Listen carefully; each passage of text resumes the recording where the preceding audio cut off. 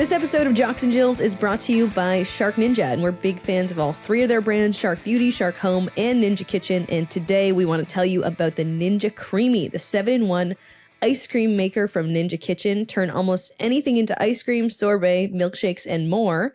You can have total control of your ingredients for low sugar, keto, dairy-free, and vegan options, or not, or you could go double sugar, probably, like I would.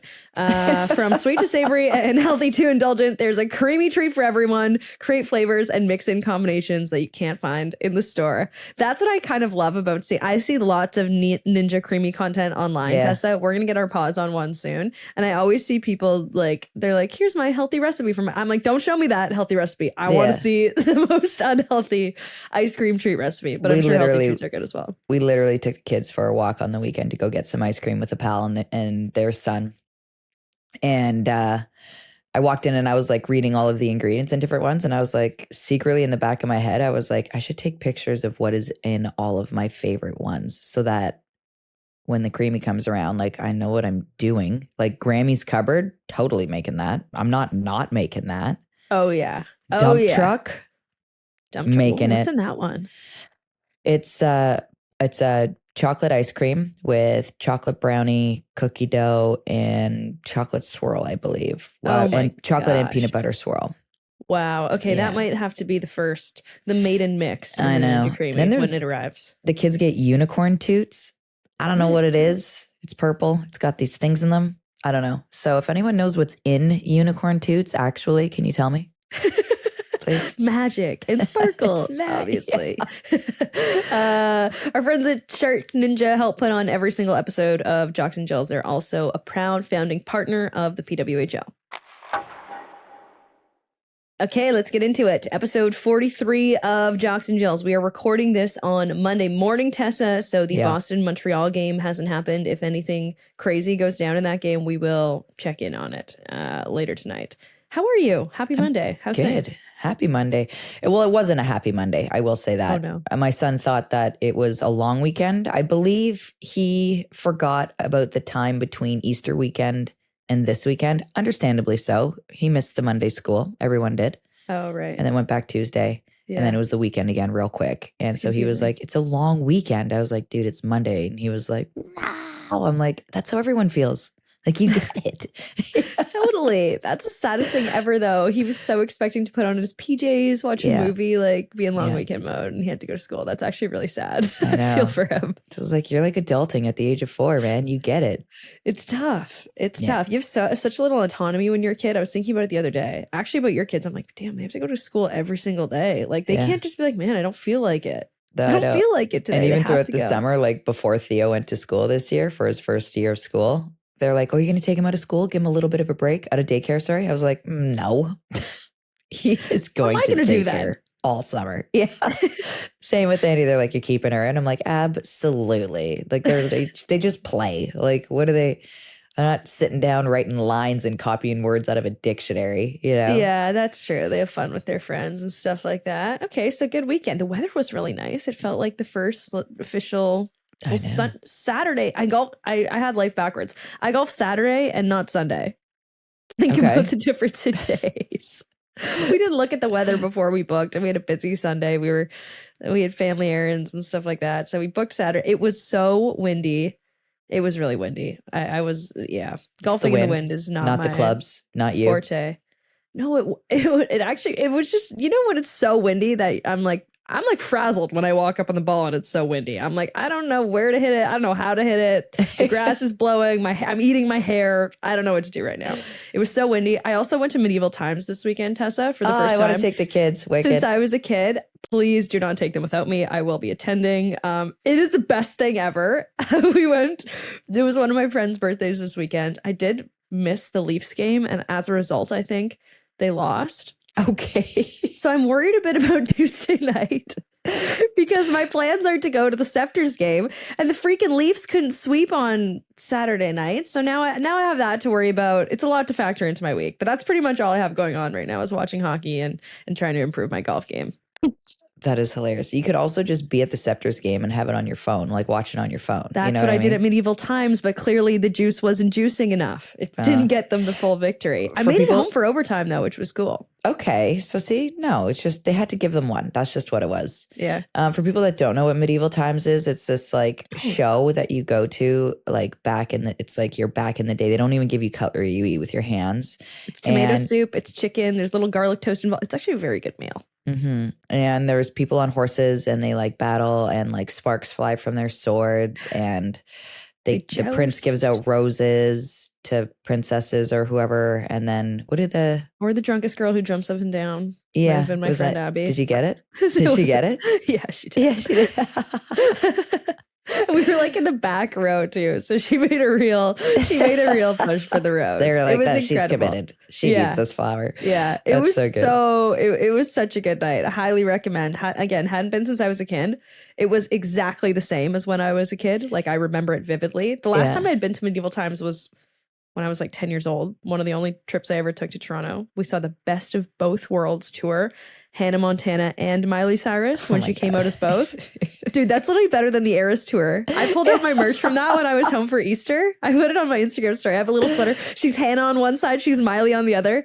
It was my 4th grade Christmas present or something like that. I will never forget it. I'd been to Toronto like once in my life and we saw Hannah Montana and went to medieval times. So I got to run that back Saturday night. It was all exactly the same too. Like it was so weird because I remembered it and I'd only been there like once before, but I loved it as a kid and I loved it just as much this time. It's crazy because like I think when Hannah Montana came out, like I was in university. I feel like so funny.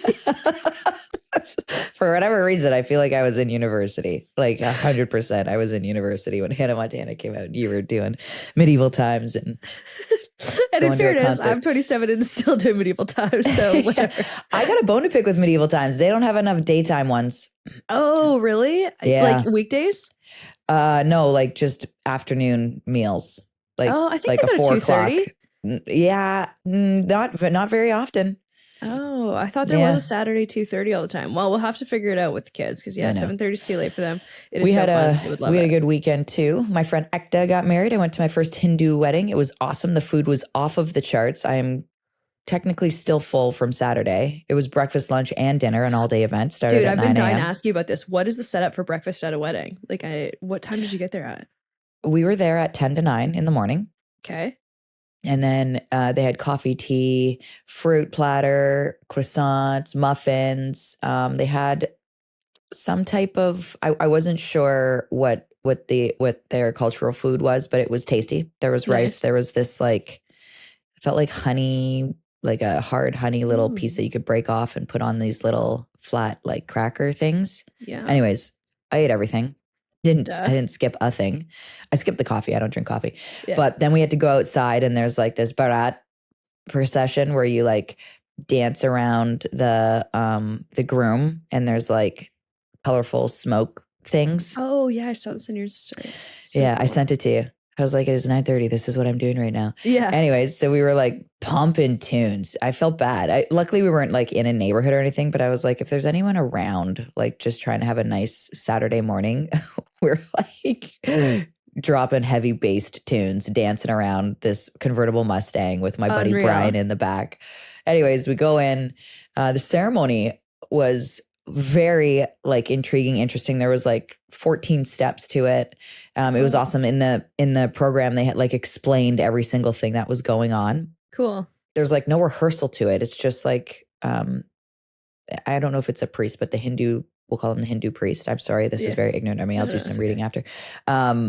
He basically directs and leads everyone as it's happening. So people, it was a mixed wedding, obviously. There was the Hindu side and then the white side. So everyone that was on the white side had no idea where they were supposed to go and what they were supposed to be doing. And everyone on the Hindu side was just like, you should be over here now. Like, come, follow me. So it was really cool. It was a neat experience. There was like a legit fire inside. They lit this fire in the middle of them and they had these things that they dumped in and it like crackled and it went up. I was like, it's so cool. And then I looked above them. I'm like, there is a fire alarm right above them. Like, what's going to happen here? We're all going to get soaked. But it was like 2 hours long. And like, it was crazy. Like people were just shooting the breeze while all this stuff was happening. Everyone was talking. It was just like, what happened? People got up and went and got coffee at the back and had some chats and came back in. It was just like so chill and laid back. back and like, I feel like we were there observing, but it was more so about like what, like with them and what they were doing. It didn't so much matter about us. It was just, we were there to just witness and be a part and socialize. They handed out ice cream in the middle of the ceremony. Nice touch. I was like, oh, what?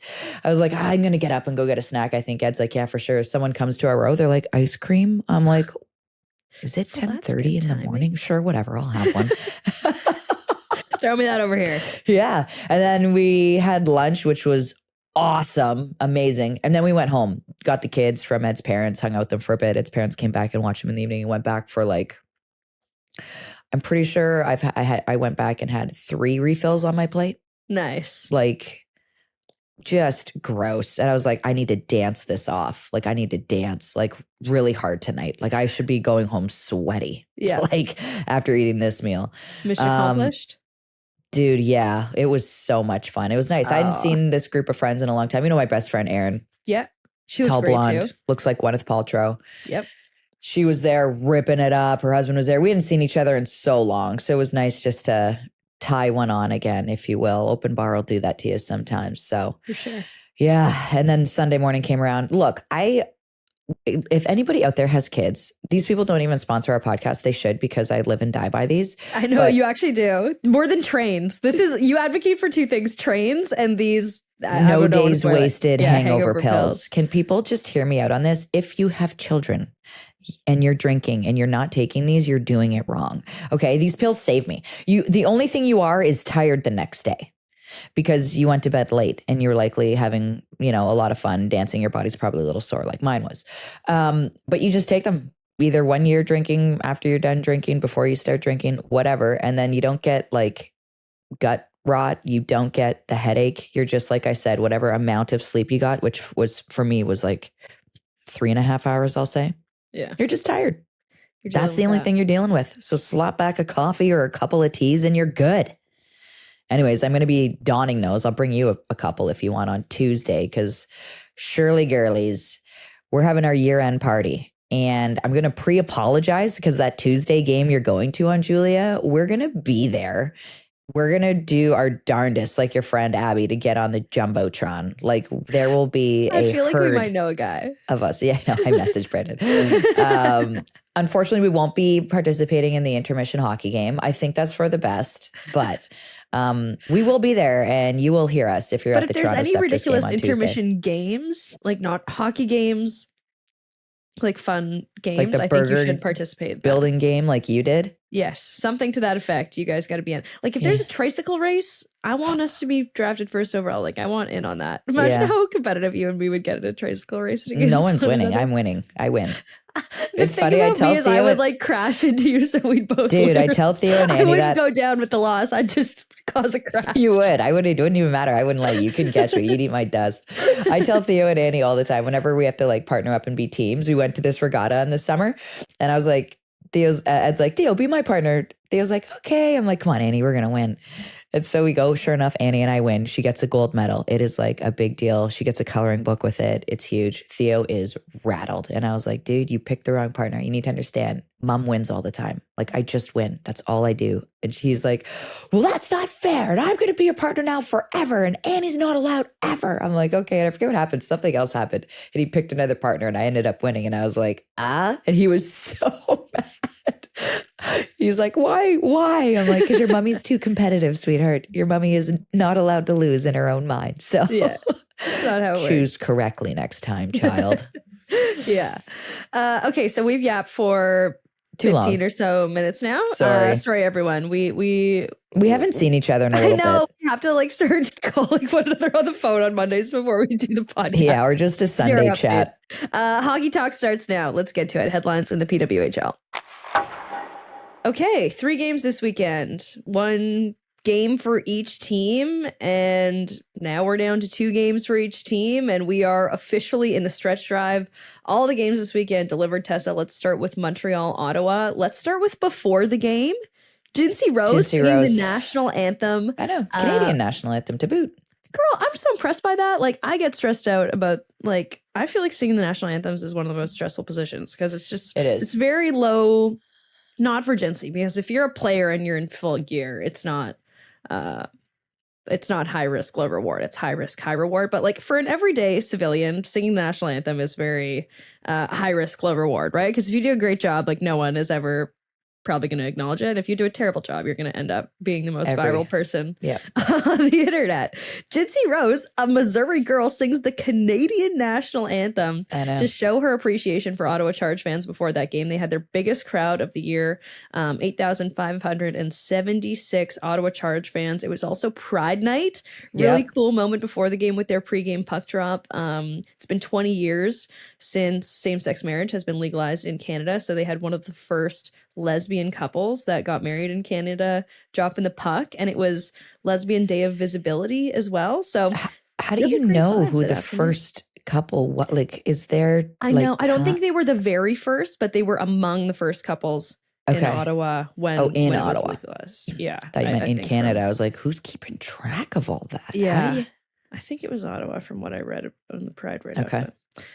Maybe I'm wrong about that. So anyways, great afternoon for the Ottawa Charge. I feel like I had something else to say that happened pre-game. Oh, 2 Ohio State Buckeye captains have now sang the national anthem on the ice pre-game.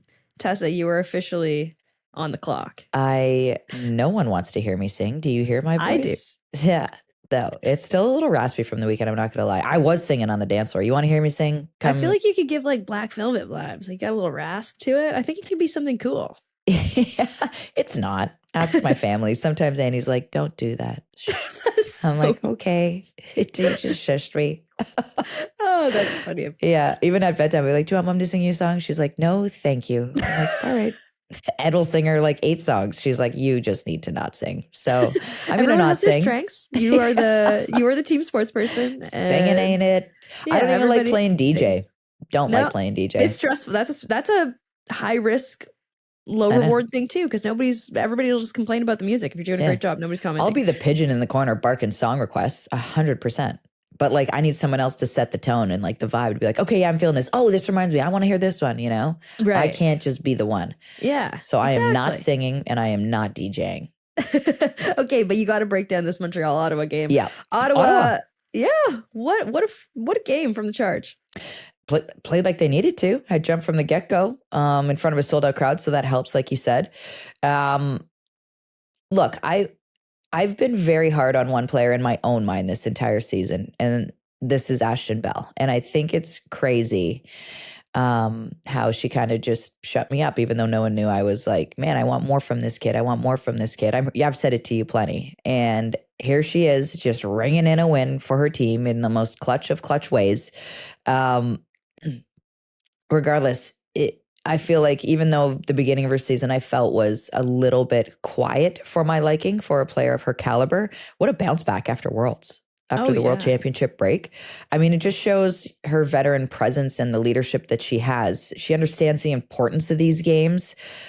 She kind of just, grabbed the Bulls by, and I felt like she looked surprised throughout a lot of it, but it didn't matter. It was just like she was in the moment. She knew it. She led the way with it. Brianne Jenner scored as well. They got a win. I'm not going to say what that means ever again, but that happened again, everyone. It did. Okay? It did. It happened. And I felt like both those players maybe got a little bit of momentum from Worlds. Ashton for not being named to the team, and then Jenner, we mentioned last podcast, she didn't see any ice time in overtime. So nice to see both those players with a little bit of a chip on their shoulder. And the fact that it, 13 seconds left in the game, a jailbreak goal. First of all, who doesn't like a jailbreak? Secondly, 13 seconds left to get the win. Like, the drama. So epic. Second jailbreak game-winning goal that Ottawa has gotten this year. Remember Alexa Vasco got one earlier this season? Very similar scenario. Like, how electric. What are you guys doing? Of a situation is that? I have to say, I thought the call on D'Arcangelo to create that jailbreak goal was caca. I don't understand how you make that call. I said it last week. Here is like my unsolicited reffing advice. If it is tie game and it is the last 2 minutes, put your whistle away. And you're thinking, should I call this? Like, don't call it. It was not a call. It kind of reminded me of that Frankel play from, I know it wasn't a goalie or anything, but just 2 players going full tilt, and Poulin took the brunt of it, and then they made a call on D'Arcangelo. Didn't think it was deserved, but the Chargers used it as momentum. To get so a good win for them. Maybe this is their MO, right? They like guys, the we need a jailbreak game goal. winner. Someone go do something stupid out there so we can get, so we can throw our penalty kill out there to go score a goal. Yeah, seriously. Unconventional. Montreal, they had some good things going here. What I like to see is that the secondary scoring was moving. Yes. That's big. You know, they need that heading into postseason. I don't think they played horrible. I just felt like, and there's two teams that did this, both Toronto and Montreal in their games. I just felt like it lacked urgency. Like I was like, where is, I don't even want to say the pride, but like you guys are in first place. Like where's the like, you know, you should be chasing me everywhere to earn an inch out here on this ice, Ottawa. You know what I mean? Like, you sure you want to make playoffs? Like this is who you're going to have to play. Kind of something like that. You know what I mean? Like a little bit of swagger or urgency. Totally. It's nice they found the back of the net first. They just, at the end of the first, late in the first, when they scored that goal, I was like, okay, watch out. Here comes Montreal. And then it was just like the same. And I was like, oh, like it's weird. It feels like the team's like missing the peak of that momentum gain. You know what I mean? Like usually you get it and there's a rush and you're coming in waves and things are feeling good and whatever. It just felt very plateau, if you will. Yeah, I was kind of reminded of what Erin Ambrose, remember that game when we were listening to the post-game availability in Montreal? She mentioned that her and she said it's hard. Her and O'Neill said that. Yeah, it's hard to develop that urgency. It's impossible, right? To recreate but they can lock in desperation. Top spot. They can because Ottawa is desperate right now and Montreal is not. Like Montreal's getting into the postseason either way. So it's hard to create that desperation when you're not desperate. But I know what you mean. You got to play with that pride. It's urgency too. Like guys, home ice. Yeah. Home ice. Like what? Like you need to create something then within your locker room and make everyone believe it. Yeah, exactly. So anyways, that was, to your point about secondary scoring, that's a really important thing for Montreal. That was something that bit them in the playoffs last year. So getting Wilgren and Dubois on the board in that game, I agree. I think it's significant. Both goalies played really well too. Gwen Phillips gets another win. Yep. 25 saves. Truly was good in this one too. Can't be blamed for the loss. She had at all. 24 saves. Ottawa's got a 3-game win streak going. Yeah, not a bad time to be streaking, eh? I'd say. They also, with the win at this moment after their game, created some separation between them and Minnesota, who sits in 5th place by 4 points. Yeah. So Minnie did have an opportunity to close the gap there, but we'll talk a little bit more about that later. We'll chat about that. Right now, let's bring in our friend Emma Buckles. I want to know what she did this weekend. She was sending me patio pics with Aperol spritzes, so I want to know the full breakdown. Buckles, give me the Aperol spritz report before we get to you breaking down PWHL players. Oh, guys, it was quite the Sunday to have an Aperol spritz. It was the perfect Sunday for an Aperol spritz. Yeah. It was screaming for an Aperol spritz. In my defense, I was going to a spin class. And all of a sudden, I don't know how, but an Aperol was right in front of me. Wait, and you didn't even go to the spin class? That's kind of No, we did. There's a couple of Aperols in though, so good. Legs were feeling loose. Usually it's the opposite. Usually you cancel the spin class with the Aperols after on a Sunday. No, my commitment level is through the roof. Yeah, dude, you're actually a weapon. You've been hard on the pre-summer grind recently with the workouts. Dude, Buckles worked out. She did a full workout, came home, showered maybe, I don't know, probably had a bite to eat, and then came back with me to help me move a couch and like a sectional couch and my TV stand out of my condo. Oh my God, what a weapon. Workout on workout. And then I was like, Buckles, come on, I'm going to take the kids to get ice cream. She's like, nah, I'm good. And I was like, what? I was going to say, any time to hang out with the kids. Come on now.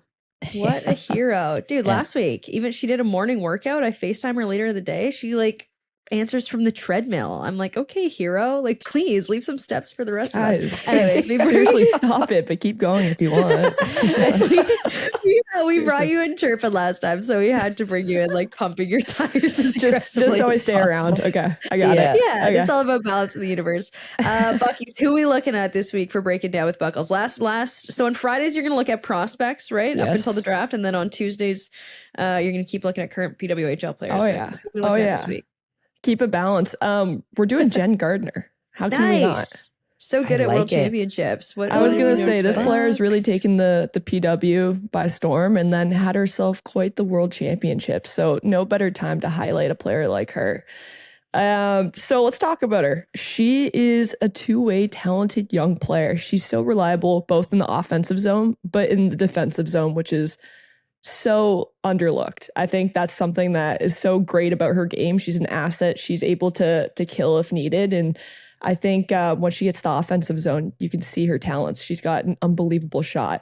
Her quick release and also her accuracy, as we've seen from the Montreal skills comp. It's not bad at all. Yeah. And I think she has this vision of the ice that is beyond her years, and that's why she's on a line currently with Stacey and Poulin. It's everyone's saying that it's pretty easy to play with those players. It's not. They're two of the top players in the world, and to keep up with their pace and their vision and their speed is, very much a huge compliment to her and her abilities. So it's been a lot of fun to watch her this year so far.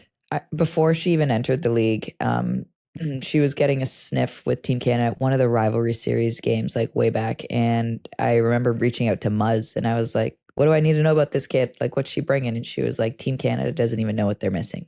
And I was like, oh. And they're like, this kid can play with anybody, anywhere in the lineup, and she's going to play equally as hard everywhere she is. And like, she does things right and she's constantly working at it. And like, look how it pays off in dividends, right? Yeah, what I love about her, we saw at Worlds. She played everywhere in that lineup, and she was just as good at any spot. Sorry about that. No. I was gonna say, like, what I love about her is like she's really taken off the last few years. Like you've seen such big strides with this player. It's typical to see players, be so great at a young age and kind of have that hype, but like she's kind of been an underdog here and like chipping away every single year, and now. Yeah, it's her time to shine. It's been awesome to see, and her skating ability. I feel like I'm saying everything. Like her stick handling in tight spaces. Like there's a reason why she's able to execute at such a high level with some of the top players in the world.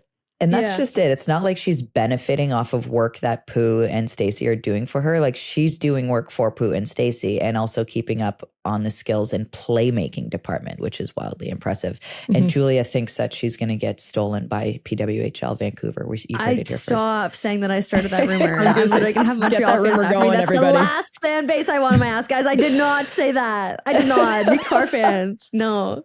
If I were a GM, I think that's a slam dunk for them. Dude, she might be protected. She's so good. Like we don't know what the draft rules are going to be yet, but I wouldn't be surprised if she is a protected player. She's been so impactful for Montreal this year. It's like, I want to put it to you guys, like what makes, there's so few players like that. Like on the men's side, I think of someone like Zach Hyman is the first one that comes to mind. Like it's pretty rare that players are so good with playing with absolutely everyone that they're put with. Is it grit? Is it work ethic? Or is it that vision that you were mentioning, Buckles? Or is it kind of a mix of all three? Putting it to both of you. I think it's the style of hockey that they play. So it's like hard on the puck, goes to the proper spots. They're never shying away from anything. They're always doing the right thing. So whether you're playing with a top end player, your job is to get the puck and give it to them anyways, to go to the dirty areas in front of the net, in the corners, wherever. Or if you're playing on a lower line, you're setting the precedent and raising their level of play up. That's what it is, right? So that's my opinion. Anyways. I think a big thing too is it's really good to play your game. It's really, it's not easy, but to just lock in and be really good at what you do is great. But what makes some of these players incredible is how they're able to match other players' energy as well, knowing how that chemistry element, knowing where Pooh's going to be, like being able to know your teammates extremely well and to be able to play on whichever line is a talent in itself, and makes some of these players a dual threat. And I think too with Gardiner is she's not always looking to dish to Pooh. Yep, she's taking the shot too, right? It. So it's like she's not there just to feed and to do one thing. She's like got the confidence and is like, I'm doing all of the things. So worry about me too, kind of thing, you know? Yeah. I forget what game it was at Worlds when she looked off Pooh and shot and scored, but it was sick. Unreal. Yeah. Like from a young player, like that is awesome to see. Absolutely. Buckles, appreciate it. That's everything we got on Jen Gardiner of the Montreal Victoire, who Hopefully for Victoire fans doesn't get stolen by PWHL Vancouver, but obviously is going to be a very attractive player for that franchise when we get some news on what the expansion draft will look like. Buckles, you want to stay for a couple minutes and talk about this Boston game? You got any thoughts on Boston shutting out Toronto over the weekend? Yeah, I'm putting you on the spot. I'm sorry. Or were you spritzing? Were you spritzing and didn't see the game? Guys, let me get into it. No, I think it was a good overall game. I didn't watch the full thing, but it was pretty cool to see. I don't know how to say it correctly. Peslarova.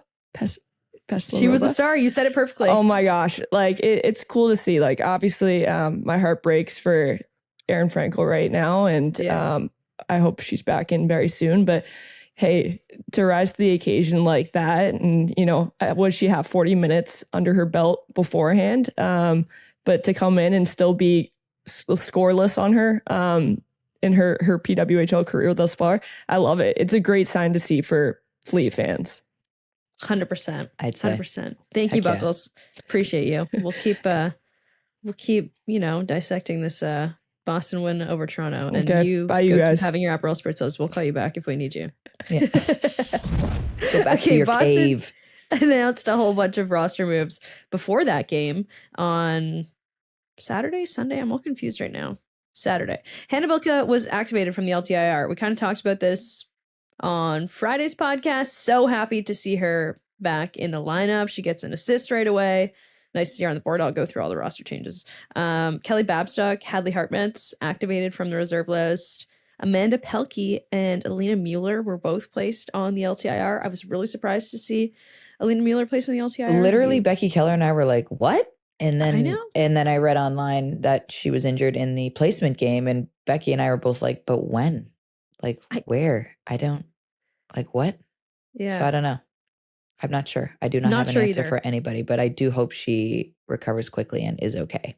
Yeah, and we will let you guys know if we hear an update on that. Jillian Dempsey also added to the reserve list in that flurry of roster moves for the Boston Fleet. And yeah, like Buckles was just talking about, no Erin Frankel in this game. She was obviously injured in that huge collision that we've talked about. Yeah, a whole bunch of times with Laura Stacey in the gold medal game at the Women's World Championship. Klara Peslarova with a shutout in this game. Just the second time all season Toronto has been shut out. We have to give Tessa like a couple clicks and claps and stuff. Because, told you, gotta go with her. Yeah, dude. And I didn't feel that strongly about it, but I was like, man, they've gone to Soderberg in the past. Soderberg was good at World Championships too. Like, wouldn't be surprised if they just went back to the well. Really cool to see how international hockey affects the PWHL and vice versa. Seeing Klara Peslarova get between the pipes for the Boston Fleet, and again, doesn't allow a goal. Like, she was so awesome. How many saves did she make? First 29 save shutout. Yeah. First career start, earns a shutout to end a 3-game losing skid that her team was on. Has yet to allow a goal in 5 periods of play. Played her face off against Team USA in that semifinal, where she was the reason it was kept very close, making 10 bell save after 10 bell save. So it's no doubt, head coach Courtney Kessel was like, well, how do you not? Like, this isn't a knock on Soderberg at all. It's not saying you played bad. It's just saying this kid is playing lights out. We can't not. It makes no sense. And you're looking at the schedule down the stretch like we did in our last show, and it's like, she's playing to win hockey. And it's been like, for Team USA to have that hard of a time with her only means people in the PWHL are going to have equally as hard of a time to get something past her. So we're riding 100%. it. And you ride it. And you buy in 100%. You know the kid's going to be great. She's got such a great personality too. Like, she did that interview with Natalie Norrie earlier in the season when she was like, I was just eating my orange, and then they said I had to go in the net. And I love the stuff Natalie had on her on the broadcast this weekend too. She said that even when Peslarova was a third goalie all season, she was always the goalie to stay out after practice. Like, she'd always be willing to volunteer her time to see more pucks.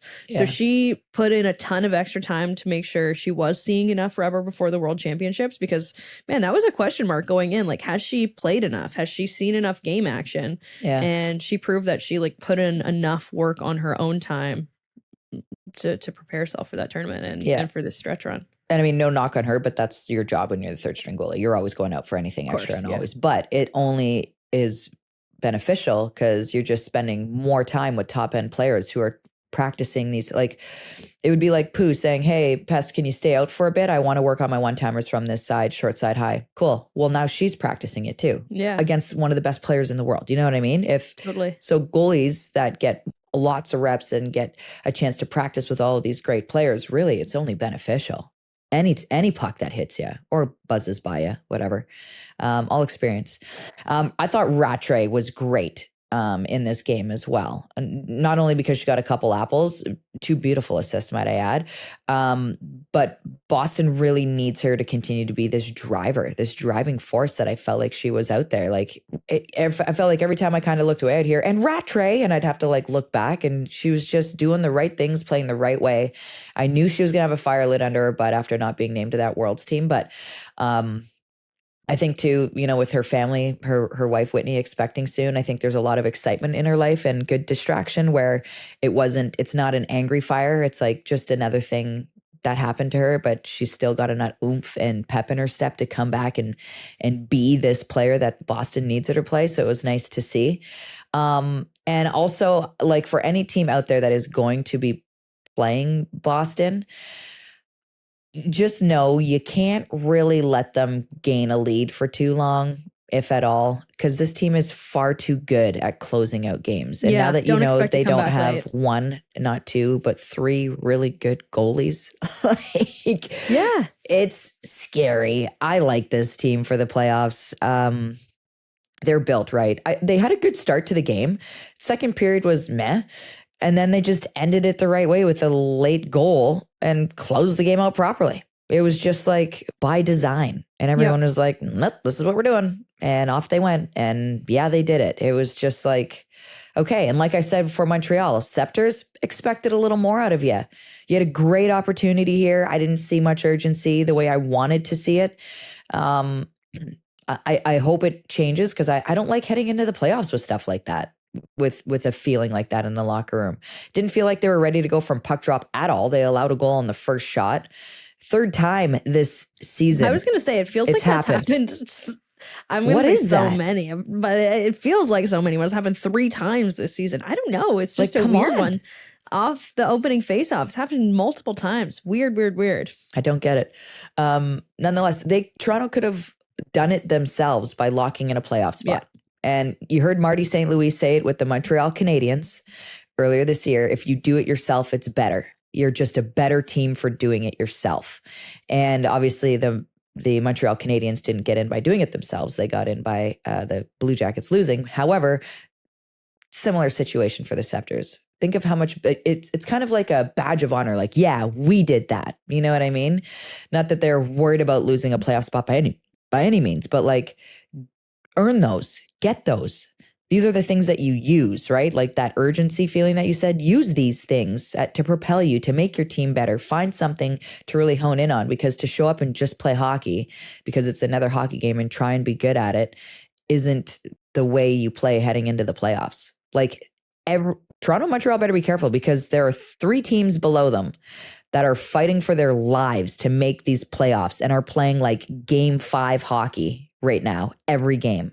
Okay. They're going to be cruising into the playoffs in 6th gear, like cooking. Yep. So it's like, you have to find a way to mimic that. You have to. I don't know.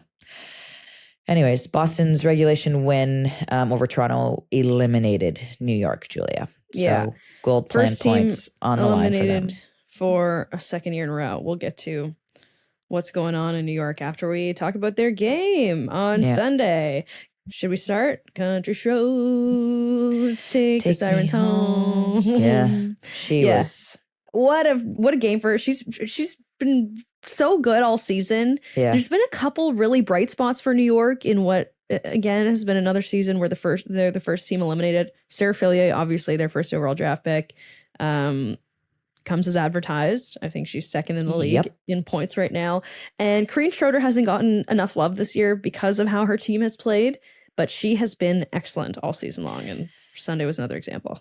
Yeah, I mean, Minnesota came out flying in the first. There's no denying. And Schroeder was the one that stood tall and kept her team in this thing. I felt like she faced 17 shots in the first. look, I don't want to take away from her performance because it was great, but I didn't feel like there were many like grade A jaw-dropping chances that Minnesota were throwing at her. They were just shots on net. Does that make sense? No, she stopped all of them. She did her job. In my opinion, her team owes her dinner. Like, New York won this game where I don't think they had too, ladies. Yeah. Yeah. I don't know that New York had too much business winning this one, in all fairness. I mean, the second period, Minnesota couldn't capitalize on a 5v3 power play, which to me, fantastic job by New York killing that off. They only allowed 3 shots on that thing. Yeah. Which is wild. And then I think it was like 4 or 5 minutes after that, Taylor Gerard just capitalizes on a bottleable puck at the blue line, gets her first goal of the season. And I think that was the team kind of building off of that 5v3 confidence and momentum that they had there, right? Oh, yeah. 5 versus 3, I mean, you've talked about it. Killing that off, you're stoked on the bench. Yeah, 5 versus 3 will make you or break you. If you score on it, obviously, momentum is yours. But if the other team kills it off, it's so often that the team will come down the other way and score. It's hard. And not even just score. Like, you need to get good scoring chances. Like, if anything, if you can't score on a 5v3, whatever, it happens. But you need to make sure you're generating a ton of chances and keeping that momentum on your side. If you're only getting 3 shots on a 5v3, wind is completely taken out of your sails. You're scratching your head thinking, what the hell are we doing? And the other team's like, bring it. Like, we got your number. We've read your book kind of thing. Yep. That's the mojo that you're building on your benches, at least when these things are happening in the game. Jade Downey Landry, her hit 5 in a game. 5 in a game, they automatically get reviewed. Those are automatically going to be looked at. It would be a shame if she got supplemental discipline, but I didn't like the hit myself. Did you? I understood where it was coming from. She thought she was going to go shoulder to shoulder, and then the player cut back, and then she just followed through on the numbers, where I was like, oh man. That's because that happened so fast, and the player who received the hit moved so fast is why I think there might not be, and because Jade Downey Landry has no history that I'm aware of, at least. I was thinking that the 5 in a game was enough, but I wouldn't be surprised if we saw another one tacked on, is where I sit with it, kind of. Jade Downey Landry's been taking hits, remember? Yeah. Anyways, I don't know. I hope just crappy way to finish off the season if you get sussied for a game and you got 1 left. Anyways, like I said, Schroeder won this game for a team. I love that, like, the night before they played this game, they found out they were eliminated. And she still woke up and was like, let's go win this thing. Like, we're going to be those people. Let's play spoiler. They are those people. They love it. New York loves to play spoiler, and they're going to. The thing about their season, to me, it's like every team has ebbs and flows throughout the season. Their downward spiral, they couldn't stop spiraling. It was the 9-game losing skid that they had going on, 9 or 10-game losing skid. And it was like, man, if you could just win a game or 2 in the mix there, you're battling. Or pick up a point. Like, get an overtime loss, get a shootout loss. In 3 or 4 of them, think of it. Yeah. Look at where, like, they'd be right in the mix with Minnesota and everybody. They'd still be battling. Yeah, it's too bad. It is. With Minnesota's loss, I do want to stand up for Maddie Rooney here. I'm a big Maddie Rooney fan, obviously. I have been. I like the way the kid plays, but this is just me trying to make sense of what the heck is going on. And I felt bad. I was like, man, 2-0. Like, this is tough. Maddie's going to be pissed. And then you look at the games that she's played. She's 6-5 in games where she's given up 2 or less goals. Okay. That's a lot of losses for only giving up 2 or less. Yeah, you need some run support there. In the 5 losses where she gave up 2 or less goals, 2 of those games, she only gave up 1 goal at home. 1, and you lost. This is one of them, because it was an empty net goal. It wasn't a goal on her. So when you look at these stats, it just screams to me this team's got a little bit of a scoring problem. Like, where's the offense? Your goalie is only allowing 2 or less goals. Get her a win. You need to get the win. Especially at home. Especially with who's in this lineup. Yeah. Totally agree. Think about it. Grace Zumwinkle, Taylor Heisey, Kendall Coyne-Schofield, Michaela Cava on the back end, Sophie Jakes. Like, it's not like they don't have anybody. Yeah. And let's not, like, Minnesota went 0 for 5 after Worlds last year. or 0 for 4. They didn't win after Worlds. They limped into the postseason. Every game after Worlds barely last got year. Minnesota cannot do that this year. No. Or they will not be in the playoffs. Yeah. So Minnesota's got to pull their socks up here, Tessa. And just you hope. I mean, they just got their rings from last year. You hope that's a little bit of incentive to, kick the pony in the rear and get it running. Yes, I was going to talk about the rings. They're beautiful. They're great. The first ever PWHL championship rings. You texted Heisey a little bit about them. Any highlights? On the rings? Yeah. Well, the PW posted about them. Did you see them? Yeah, they look amazing. They look feature great. Everything. They feature the date. They feature the scores of the games. They look very cool. I think there might be amethysts in them. Yeah, it looks nice. I feel like I feel like the team always gets to put on something unique about them. And one of the things inside says win one game. Sick. And it's just like, was that their motto that year? Just win one game. Okay, well, you won a game? All right, go win one game. I think that was kind of their rallying cry when they were down to Toronto, and it was like, okay, let's win one and keep going from here. Win one game. And they won the chip. Dude, I actually meant to mention to you when you did the Vancouver announcement last week, I had never seen you wear your championship ring before, your Olympic ring before. My Olympic ring. I was like, dude, what is that? I'm like, was it just Tessa and Ed's anniversary? What is that? And I was like, oh, that's the championship ring. Yeah. I couldn't tell what it was 100% when you were hosting. I'd never seen you rock that thing. I felt like it was just appropriate time and appropriate place, and I never wear it. I don't. That's what I was going to ask you. Like, when do you pull those puppies out? Like, when will the Minnesota Frost pull those puppies out? When is an appropriate time? So at events, so if the Frost is hosting an event or a fundraiser, or if you're doing like an off day signing or a hockey school, you bring it to show the kids. I'd just be wearing mine around. Wear it to Pilates. You say that, but like it's like chafy. Oh. Yeah, it gets chafy because it's so big that like it's like this. You're like, your fingers are so separated. You're stuck in a W. Yeah.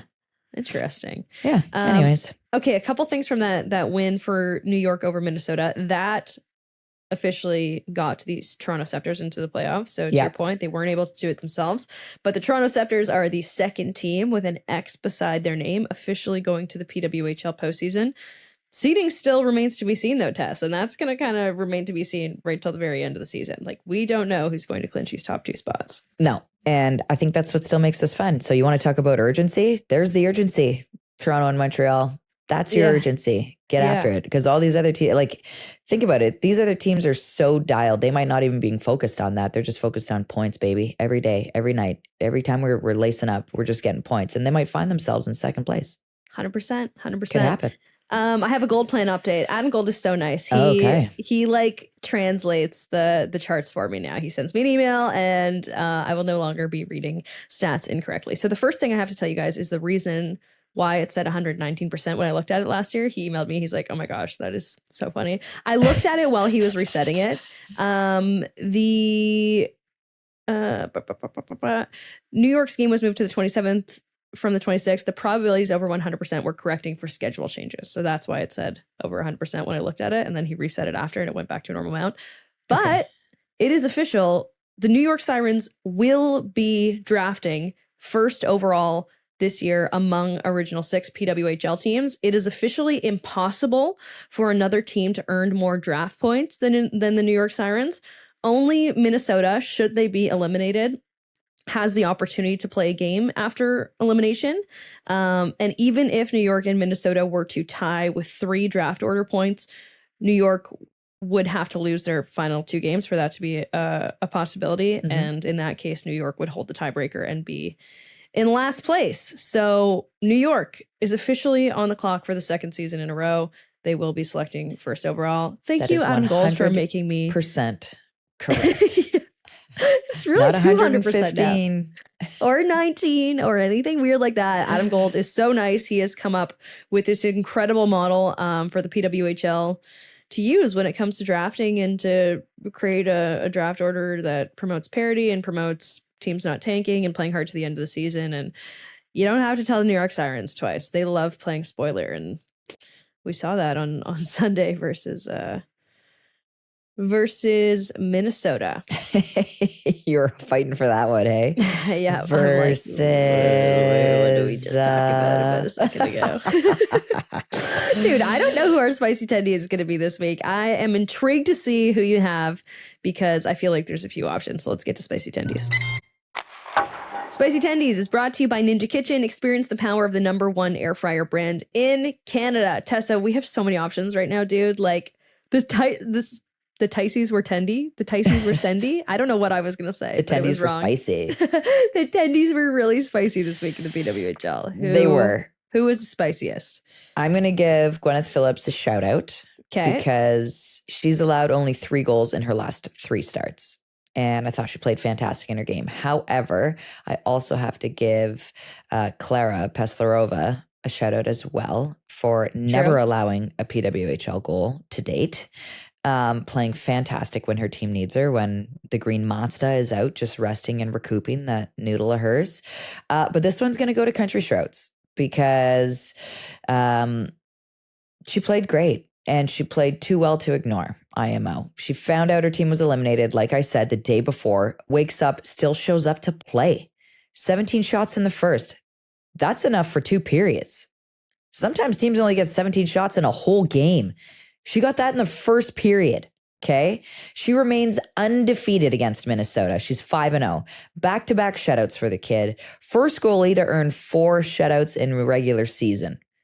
So, yeah, Country Shrouds, you've earned it regardless of where your team is in the standings. I think that just speaks volumes about who she is as a competitor and a goaltender. And to me, that makes her spicy. Congratulations, Corinne Schroeder. Spicy Tendy this April 28th week. Tessa, I started to like wander. You could see it happen in my eyes when the gears start to turn and I start to wander off into different. Do you think that she could possibly win top goaltender this season, or does Anne-Renee Desbiens already have that locked up? I was going to say it depends on how Debbie finishes the season, right? Because I don't think they take playoffs into consideration because that's just unfair for all the goaltenders. It's all regular season stuff. I would have to wait and see if Debbie comes back. I know in the Montreal game she wasn't between the pipes just to give her some rest. Yeah. But I would expect to see her in at least one more game before the season ends. I'd give her both, quite frankly, heading into the playoffs. Yeah, she's going to be in there all postseason long. She's definitely not afraid to play. Like I think that if it was up to Desbiens, she would have played every single game at the World Championships. Totally. But that's every goalie, I think, though, right? Yeah, that's true. They're just competitive. Okay, let's get to our interview this week, Tessa. Winding down towards the end of the season. So this will kind of be one of our final interviews of the season because once we get into playoffs, we're going to mostly be talking headlines and news stories. We're going to have different reporters on from every market, and we're going to focus more on the games than we do on these long form interviews that we love doing. And this is a special one. This is someone that you're very familiar with, Tessa. Like anything played against her plenty. Yeah, our careers followed each other in the national program, I guess you could say. 07 was her first Worlds. That was my first Worlds that I played in. And she married one of my favorite teammates of all time, in Jillian Apps. I absolutely hated her. I don't even use the word hate. I don't like it, but That's why I didn't want to tee it up. I'm like, I need to let Tessa tee this. Yeah, we hated each other, like went at it. And now she's like a good pal of mine. And I think she's cool as shit. So the beauty like, of you want to come on the Canada. pod? She was like, yeah. I'm like, all right, cool, man. The beauty of the Canada-USA rivalry, guys. Here's Meghan Duggan on Jocks and Jills.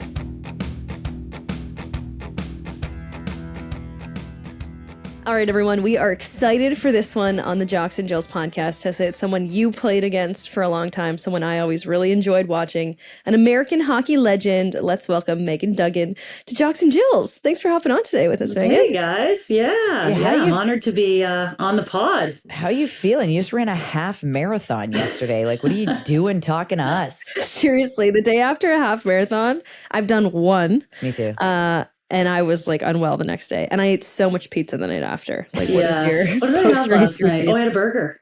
Yeah, we grilled out. Beautiful day yesterday. So I had a burger last night. So, Yeah, no, feeling good. It was fun. I mean, Tessa, I ran and then it was like right back into the action with the kiddos. So no rest. Yeah. And you kept running. No, it's all good. Yeah, exactly. Exactly. Yeah. Do you do anything recovery Beautiful day for it. Like, are you like Normatec? Everybody's got the recovery stuff now. Like, are you with the Theragun, the Normatec legs? Are you an ice bath girl? Okay, all of that leading up, like, athletes, I was like, okay, I want to perform well. But yesterday after, no, beautiful day, had a couple drinks. Yeah, I was going to say the beers flow. That's your recovery. Yeah, that's my recovery. So. Yeah. I can't believe I didn't mention that. The first beer after a half marathon. Oh my gosh. It was good. It was good. What did I go with? Kona Big Wave. Yeah. Oh, okay. Yeah, it was good. Yeah, one of my favorites. Have you done a full? Or is this half just to discover if you want to do a full? Because I did that. I did a half. I'm like, I'll do a half. And if I'll crush it. And then I'll be like, yeah, I could do a full. I did a half. And I was like, I have no interest in running that again, ever in my whole life. So I did it the opposite way. So because I can totally, I did one full. But I can see, Tessa, if I just did the half yesterday, I don't even after I did the half yesterday, I was like, how did I do a full before? Because that was really hard. It's unfathomable.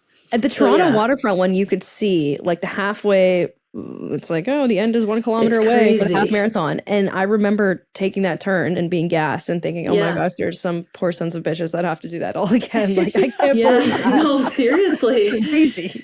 That's kind of how I felt yesterday. So I can see if I did a half before, I don't know if I would have done a full, but my first ever endurance kind of, thing post hockey. I did New York City Marathon a couple years ago. I ran for a foundation that I work with, the Women's Sports Foundation, to raise money for that group. And it was awesome. But had I done a half before, I would have been terrified, I think. Yeah. You would have ran a marathon away from the marathon. Exactly. Like, wow, I'm out of here. So far away. Don't even breathe near me. Yeah. But congrats. You did it. Hey-o. Look at you. Thanks. Yeah, it was fun. Yeah. So. It's an accomplished Monday morning right now. So we're talking about your running accolades, but let's go all the way back on Jocks and Jills. We like to start at your hockey roots. So you're a Massachusetts girl. Tell us about falling in love with the game and how you were introduced to it. Yeah. So I think like a lot of us of like my generation fell in love with the game early. I got on skates when I was 3 years old. Had an older brother, my older brother Brian, who played, and I was a tough kid, I think, a third of three, and just gave my parents a hard time. So, I was always probably running around the rink, even as a 2-3-year-old, getting into trouble while my brother was on the ice. And my mom always says there was like a 2-for-1 deal one year in my hometown. And so she's like, get her out there. And yeah, I just loved it. Loved it from day one. Had a really supportive program that I kind of grew up playing in, just my hometown program. And supportive family, like as everyone knows, like what it takes to be a hockey parent is no joke. And you really just fell in love with it from day one. And then 10 years kind of into my life, 98 Olympics was a thing, and that was the first time I really had the opportunity to see like elite women playing hockey. At that point I had grew up and just thought, I'm gonna be in the NHL. Like I was a Bruins fan. I thought I loved Ray Bourque. He was like my idol at that point. And he lived in my hometown, and I knew his young kid. So that's what I was going to do. I was going to grow up and be Ray Bourque. And so I had the opportunity, obviously in 98, to see women playing ice hockey and competing, for the US and on the world stage. And then that was it for me. Just kind of built my life around wanting to do that. And kind of here we are today. But yeah, no real crazy kind of entrance to hockey story, but just kind of classic. Grew up in Massachusetts, north of Boston, and had an older brother that played, and just kind of fell in love with it. So you grew up idolizing Ray Bourque, who's a defender. And yet you played goalie, but you ended up a forward. So what? I did play a little bit of goalie, yeah. Oh. Yeah. Yeah, just for, was it 1 year or 2 years? Yeah, I played goalie. I think it was probably... You guys know, like when you're growing up playing hockey, like everyone kind of has to have that rotation as a goalie. You didn't rotate, I guess, you just stayed. 1 year, 1 year, I just said to my parents, I'm going to do this for the whole year. Maybe we needed a goalie. I can't really remember how it happened, but it was goalie, the full year. And two things I remember from that year. One, I had those like really heavy leather, like black Cooper pads, which would just be legendary right now. I think they found them in some closet in the rink, right? Like my parents couldn't afford goalie gear. So we were just like getting the hand-me-downs. And so that was amazing. I look back at photos. It's hilarious. The pads are so funny. But the second thing, I threw up before every single game. I was so nervous. As a goalie? At that age. Yes. Oh. As a Or goalie. just No, I was just just as a gonna goalie. say, No, as a that's goalie. so Like funny. that year as a goalie, it was my parents' best friend was our coach, and she would be talking to the team before the game, and all of a sudden she knew, she would look at me. I'd be sitting in the corner, and she'd be like, "Yep, you can leave." I'd go out into the lobby, throw up into a garbage can, and then I'd be ready to go. It is a lot of It was pressure. like So how old? tradition. Yeah, I think I was, I don't know, like under 10 for sure, like 7 You or were 8 pregame maybe. puker before 10. So after that year, my mom was like, never again. Like, you're done. You're done. So I was a skater after that. Yeah. Yeah, it's so funny. I remember vividly that I skipped my day in the goalie rotation because I just couldn't hack the idea of being the last line of defense. Like, what if I ruined it for the whole team? I mean, I wouldn't put can't on the even pads. imagine. I can't, like, all the goalies out there now playing like professional and in these huge like gold medal games, shootouts. So, like, I mean, I think of Jesse Vetter's parents, like in all the battles I we know. had, Tessa. Like, Mrs. Vetter wouldn't even watch the game. And I mean, rightfully she'd be so. out in the lobby. Why She'd would be you? walking around the concourse. I'd become a like, smoker or something, you know, just like, You'd have to I don't pick know how up to a handle bad this. oh Yeah. my gosh, me Bring my neither. therapist to the game. Yeah, no, like literally yesterday, my kids are in the backyard, and my son, like, he puts on the goalie gear. I'm like, no, we need to end this ASAP. Take it That's so off, funny kid. because Ugh. Ed wanted to be a goalie growing up. It never was allowed. And so he's trying to push Theo to be a goalie. And Theo's like, no, like dream on. Ugh. Literally, Theo's ball hockey team's like, we need someone to be a goalie. We're like, Theo, just go be the goalie. He's like, no, hard stop, not doing Oh, that. man. So he's like, Julia, like, I will skip. I could see Theo feeling that way. Yeah. Yeah. Meanwhile- He's no Crazy. cool. Yeah. You don't want to did be you, blamed. Did you play D? And were you like, no, I Ray's cool, but like, I'll just do Meghan. Yeah, I don't know. Like, when I look back at my life, I was always, I guess I was always a forward. Right. And maybe I just like wasn't smart enough or couldn't skate well enough to be a D. I don't know. I mean, you got to be like, D is hard to play, you know. I obviously lots of credit to forwards and scoring goals, but I think, you know, people say defense wins championships. So I don't know. Maybe I just maybe I just remember always being a forward. So maybe I tried a little bit of D, didn't like it, or I was like wanted to score goals as a young kid. I have no idea. As every kid But yeah, does. kind of just always been a forward, even though I idolized Ray. And the other guy I loved growing up was Scott Stevens, like, which is Nice. just crazy. Another D-man. Jersey. So yeah, the Jersey connection. Isn't that funny? Yeah, so yeah. So I don't know. Yeah, Wow. those weren't the only sports you played, though, right? You grew up playing a whole bunch of stuff: soccer, Yeah. lacrosse. Yeah, played Any other soccer. favorites? Played soccer, played baseball in my hometown growing up. Absolutely loved it. You know, was able to kind of play in like the Williamsport tournament. Never made it all the way, but like that was a highlight for me as a kid. What is that? The Williamsport tournament, like Little League World Series, kind of. Oh, cool. Never got all the way there, so like don't. Which is big. Chrissy Wendell was one of the few I remember that got all the way there. Yeah, that's a big like. Not surprising. Yeah, but yeah, so super fun. Grew up playing baseball, soccer. Had some really great like soccer teams growing up. Played soccer in high school as well. And then in high school, I had never played softball. So when I got to Cushing, at that point, I couldn't play on the baseball team, which now I would be like, yes, I can. But they were like, why don't you try softball? You guys know softball and baseball are two completely different sports. Yeah, it's totally not different. like men's hockey versus women's hockey, No. right? They're completely different sports. So I was like, okay, I guess I'll try softball. It's close enough. And it just wasn't the right fit for me.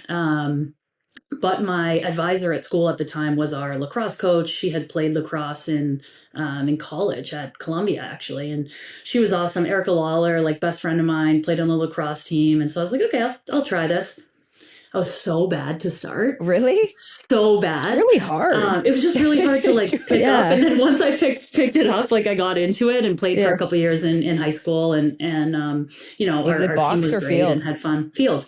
Field lacrosse, yeah. Yeah. So, but really fun. So glad I tried it. Yeah, a lot of, you know, great running and conditioning and all of that. But yeah, and then I dabbled with everything else. And Yeah, like were you a have basketballer, like a legit baller? terrible Like, at basketball. No, No, okay. awful. No, it was more of soccer, baseball, lacrosse, and then. You know, now as I've gotten older, I like golf and tennis and all the things that, you know, we play as we get older, right? But Totally. yeah. I wish I played more tennis growing up, though. I'm not gonna lie. Ditto. I feel like like your kid is running back and forth nonstop for like, you can put them out there for 2-3 hours. It's a very addicting game. Yeah. So like, I don't know. It's a good way to tire out kids. I always wondered why my parents never just hucked me in that. I know. Just to I wish I blow did off too. steam. Because now it's like the whole pickleball movement and everything too. I know. And I just like wish I was better at like paddle sports, but it's still fun. So you mentioned Cushing and you mentioned all the sports that you were trying out and that you got really good at, but you didn't mention your school musical that you performed in. What musical was this, and what character did you play? Oh my gosh. This was like pre-high school days. So this was, it would have been middle school. And I don't know what, actually, now that I'm thinking of it, so it was a friend of mine and I in middle school. She was on I think she was on my soccer team. And I was more of like a jock growing up. I always loved to sing, like I was in chorus and stuff like that, but we bet like one year on something. I don't even know what we bet on. And the loser kind of had to, no, I shouldn't say loser because it ended up being unbelievable, but whoever lost the bet had to try out, audition for the school play. And so I lost. And we just figured, you get like a background role or something like that. And I auditioned for the school play and I got a main role. So there I was. Yeah. And it ended up, so it was The Music Man.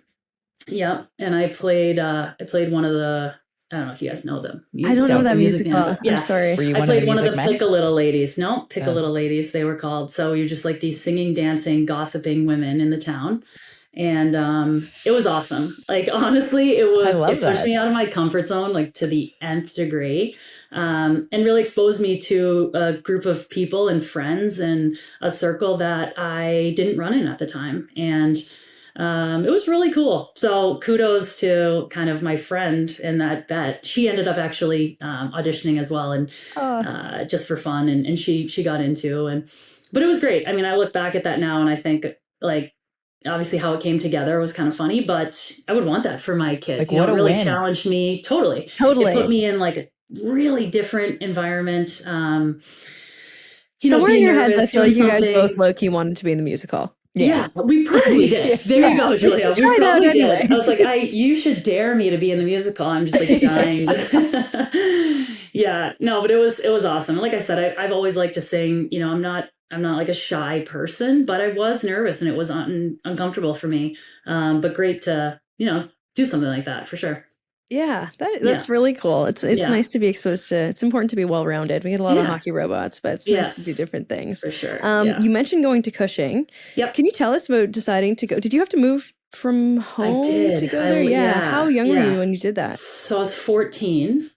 Might have been. I think I turned 15. I'm a September birthday, so I turned 15 going in. But really, really interesting process. Kind of like I was alluding to start, grew up, really didn't know that girls played hockey until 98. And, played on all boys teams, played on my hometown team, played on a boys club team, and just never saw girls and women, at the rink. And so I was I think I was, early teens, 13, 14-ish. And someone had recommended, Meghan should really start to get into girls hockey and just play for one girls team. Like, she can still play for boys, but play for a girls team. So found one, Chelmsford Lions out of Chelmsford, Mass. And it was one of two. It was kind of like Assabet and Chelmsford were like the two teams in Massachusetts at the time. So chose this Chelmsford team and ended up, it's actually funny now because the four girls that became my best friends on that team, they all went to Cushing. They're still my best friends, like to this day. There's like a group of 5 of us.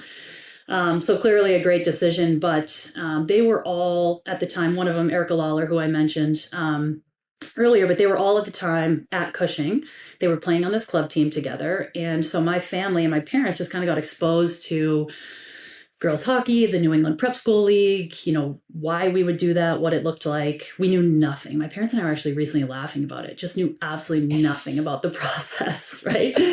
And one of my friends, Haley Moore, she actually is one of the heads of the AHL right now.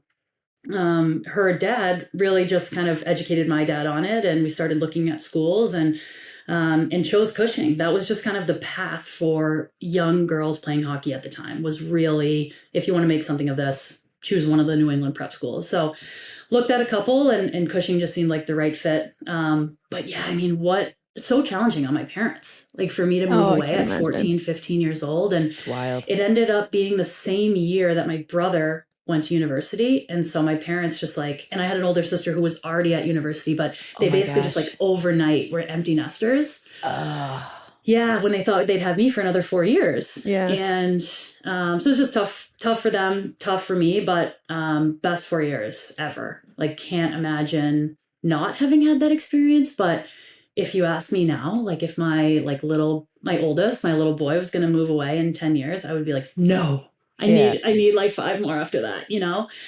So really hard to go to boarding school, but it was amazing. It was amazing. Changed my life in a million ways. Yeah. At what point did the recruitment start happening? Like, were you starting to get letters? Like, and you said your parents didn't really know much about like where to go and where to play and why. So like, how informed were you on the NCAA recruitment process? Yeah, again, like looking back, like very naive, very behind the 8 ball. It was different back then, obviously. I think it was, you probably remember, Tessa, but like coaches really couldn't, it wasn't until like your junior year where it was a big thing. And I think they could contact you either this summer right after that or something. And it was only by phone, right? So it was like July 1st, you're standing at home waiting for the phone to ring. And so we were really naive in the whole process. I mean, I had a great, you guys obviously know Courtney Kennedy. She's been on the pod and friend of the show. And so her dad, So Court, I mean, I idolized Court growing up too. She grew up in Mass. I idolize her right now. Yeah, me too. I mean, everyone does. She's fantastic. Funniest human being ever. Yeah, she's the best. But her dad was my coach at Cushing. And so Court was around all the time. And he was very knowledgeable. Obviously, Court was in the thick of her playing career at that time. And so he was a great mentor and resource for myself and a lot of the other girls that played there. So we learned a lot from him and some of the other parents. But yeah, really naive in the process for sure. So did it feel like it was going to be Wisconsin right away, or was there other contenders in the mix? No, like tons of contenders. I mean, I was a Boston kid. My mom was like, oh my gosh, 100%. Look at all these great schools right in our backyard. You know, you look at like BU, BC, Harvard, Northeastern, like all these schools that have great programs. And I think my parents thought it was a layup. I would stay close. And I looked at every school. Like I literally just kept the doors open, talked to every school. And then, I don't know, Wisconsin and Minnesota just kind of came on a little hard. And I remember thinking like, well, might as well go out there and take a look, you know? And again, Tessa, I'm sure you can relate. You go out to these like Big Ten schools and you're just like, oh my gosh. Yeah. I mean, it's like the movies. Like this was living in a movie. 20 years ago, right? Yeah. Like 2006, I went on my visit. So we're talking almost 20 years ago. And here I am, this young 18-year-old kid that, is wide-eyed. And I was looking for like big time, like big athletics. And so I go out there and it just blew me away. They treated us so well. They took us to a football game. And it was just being a part of something that I couldn't imagine when I was leaving. I couldn't imagine not being a part of it. And nothing against all the other schools. They were amazing, had great programs, coaches, their own unique offerings. But Wisconsin for me was just, I mean, I was on the plane ride home and I thought to myself, there's just no way I can't go there. Yeah. So I can't even imagine the visits now, 20 years later. Were other people on your visit with you or was it just you? I think it was just me. Yeah, my Erica was there because she was a freshman at Wisconsin, which obviously helped. She was one of my best friends. We had been through everything together. We had these dreams to play in the national team and everything.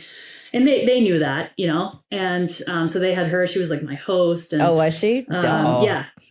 Smart guy. Yeah, so it was great. But it was so much more than that too. Obviously, you think about Mark Johnson, you think of the legacy there, the coach, the mentorship that I got. Loved the school. There's a lot of great players there, a lot of great players on the Canadian team. When you think back to some of the women that were there at the time that, Sarah Bauer and, Mick and Bobby Joe and all these guys that were, going on to do great things and that I could learn from. So I was excited about that. And yeah, it was just a great fit for me. Like, absolutely love Madtown. It's a great city and wouldn't change it for anything. I feel like Mark Johnson, obviously a legendary coach, and well known around the hockey world for a really long time for his playing career and his coaching career. But that moment he had with Kirsten Sims kind of catapulted him back into the spotlight, maybe for a new generation that wasn't as well aware of his coaching accolades with Wisconsin. What did you take specifically from him? I'm sure there's a million things, but maybe what did he do most to help your career? Yeah. So for me, with Coach Johnson, like, definitely the best coach I've ever had, and I've been fortunate to be on a lot of great teams and have great coaches. And this isn't anything against any of them, but the way, like, Mark has success for a reason. Obviously, like that program has been, so successful, and he's at the helm of all the decisions, the players that come in, how things are run. And I think for me, it was just the way that he led with so much, one, humility, and two, just a deep respect for his players. And I think that there's nothing greater that a coach can do. Like, I've played for a lot of coaches that I feel don't respect their players, and their ability to make decisions and, be humans first. And so he gave us guardrails in terms of, this is who we are and this is how we're going to operate as a program and these are our goals. But he never he just respected us so much to be able to be adults and make decisions, and never meddled in our personal lives, like never forced us into boxes we didn't want to be in. He allowed for creativity off the ice. He allowed for on the ice, excuse me. He allowed for, like, the room to lead itself, and for the leaders to create a great environment. And he kind of, like, mentored that and fostered it along the way, but, from the outside, like, he let the team be the team. And it's hard to explain. Like, it really is hard to put into words. And I don't even know if I did it that way, but, he pushed us and challenged us when we needed to, right? He had one rule, and it was make good decisions as it came to everything, like on the ice, off the ice. That was it. And you knew if you made a bad decision and you were going into his office, and like you didn't even need anyone to, get mad at you, or you didn't need him to come down on you. It was just like this deep respect. Yeah. Like he respected his players so much. And in return, we have the utmost respect for him. And that's such an important relationship, I think, between coach and player and coaching team. That's awesome. Yeah, he's a really good guy. Obviously, congrats to you and your Badgers on your national championship this year. Thanks for bringing that up again, we've Julia. had, huh? Seriously. I mean, it's like, it's crazy. I but know. Tessa, you must be so, like, proud of where Ohio State is. It's wild. And, like, props to Muzz. It's awesome. Has nothing to do Muzzy's done with, a great job. Yeah, fantastic. And the kids that go there just buy in, and their work ethic and everything. I feel like...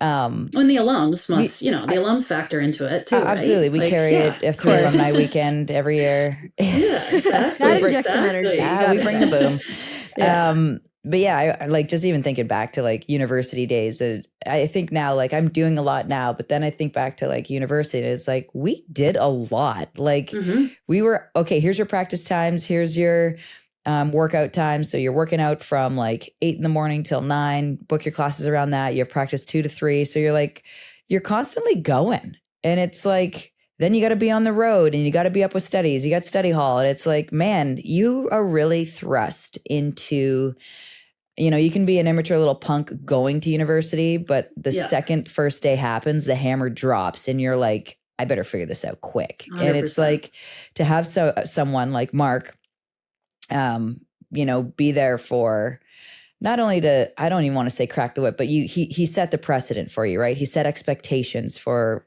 the young ladies. So, you like him and you respect him and he respects you, and he's not going to force you into it. He's just going to help kind of cushion you and guide you through it. And I think that's where Muzz comes in too. But Muzz, I think, lays the hammer down hard when it comes to the on ice stuff, which is, I appreciate that too, because I don't know, I liked playing with that flair, as did you. You were a pain in the ass to play against, but let's talk about that, because you and Lawler, which is really cool. Like, I got to work with Erica Lawler, for people that don't know, back in 2018.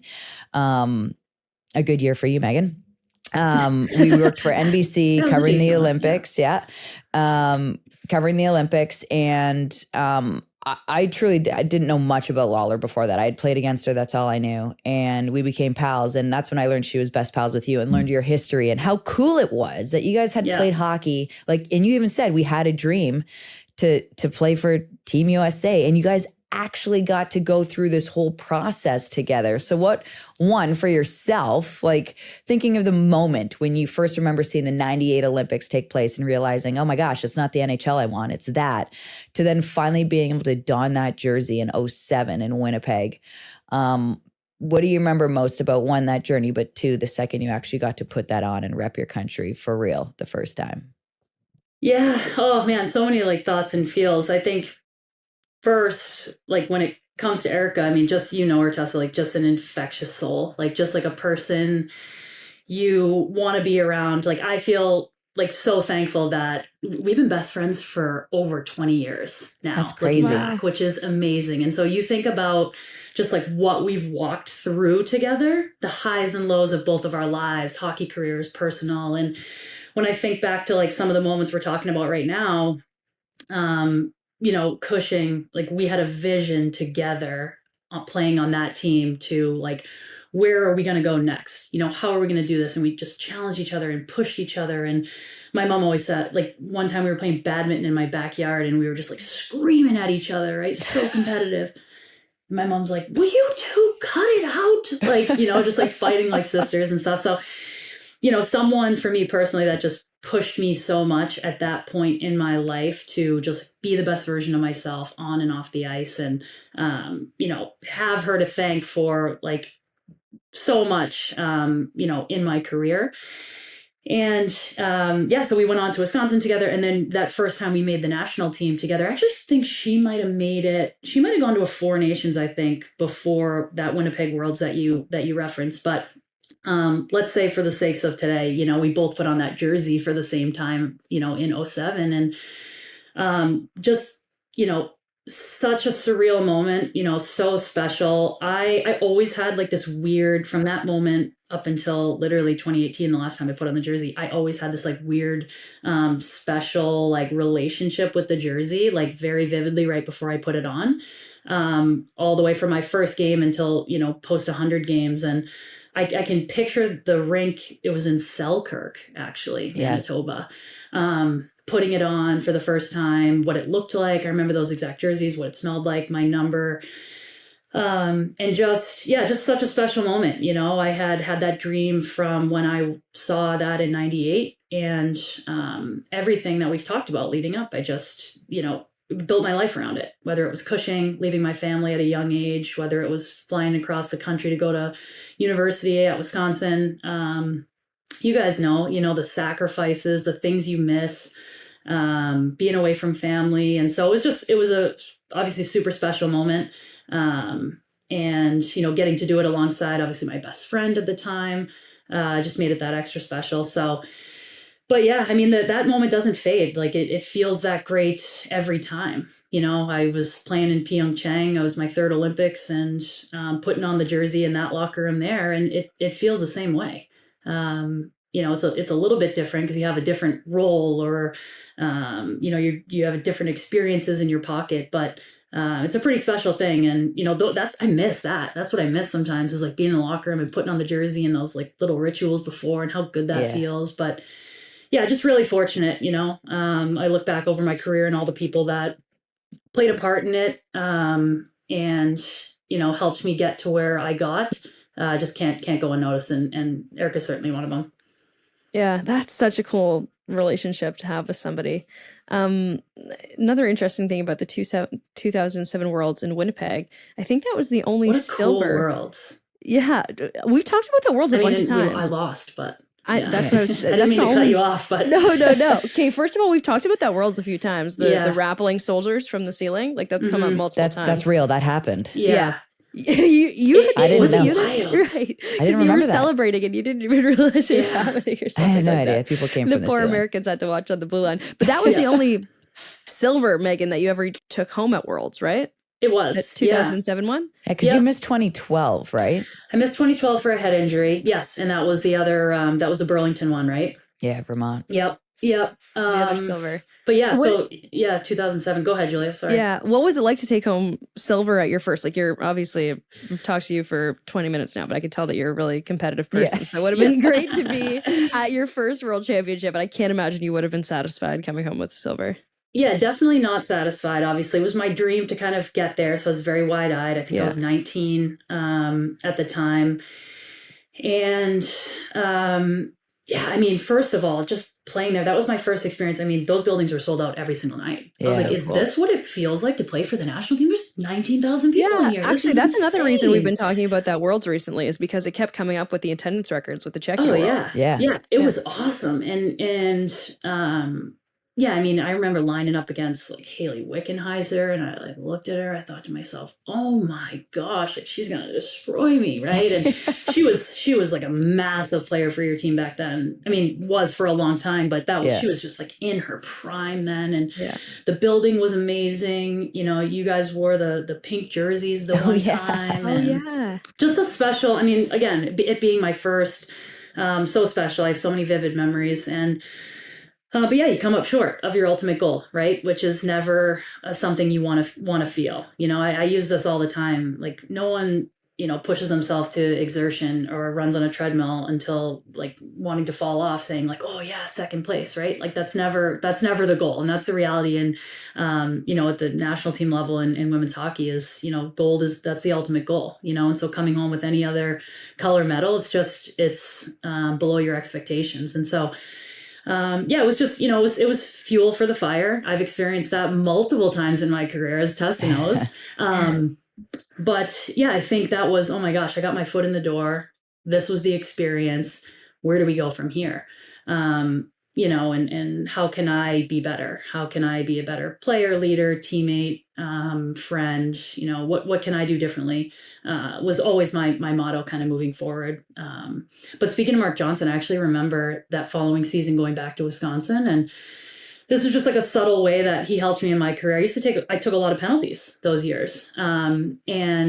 And just, this is an example of the way that he would operate. Never like benched me for a bad penalty or got up in my face or anything. I remember one time after practice, he's like, "Hey, that World Championships experience was pretty good. Like, you know, in Winnipeg, huh? For your first time." Yeah. It's like, "So you want to go to the Olympics someday?" "Well, yeah, coach. Yeah, you know that, you know." And he said, "Okay, well, do you want to go to the Olympics, or do you want to spend, you know, a quarter of a period every period in the penalty box?" And I was like, "I want to go to the Olympics."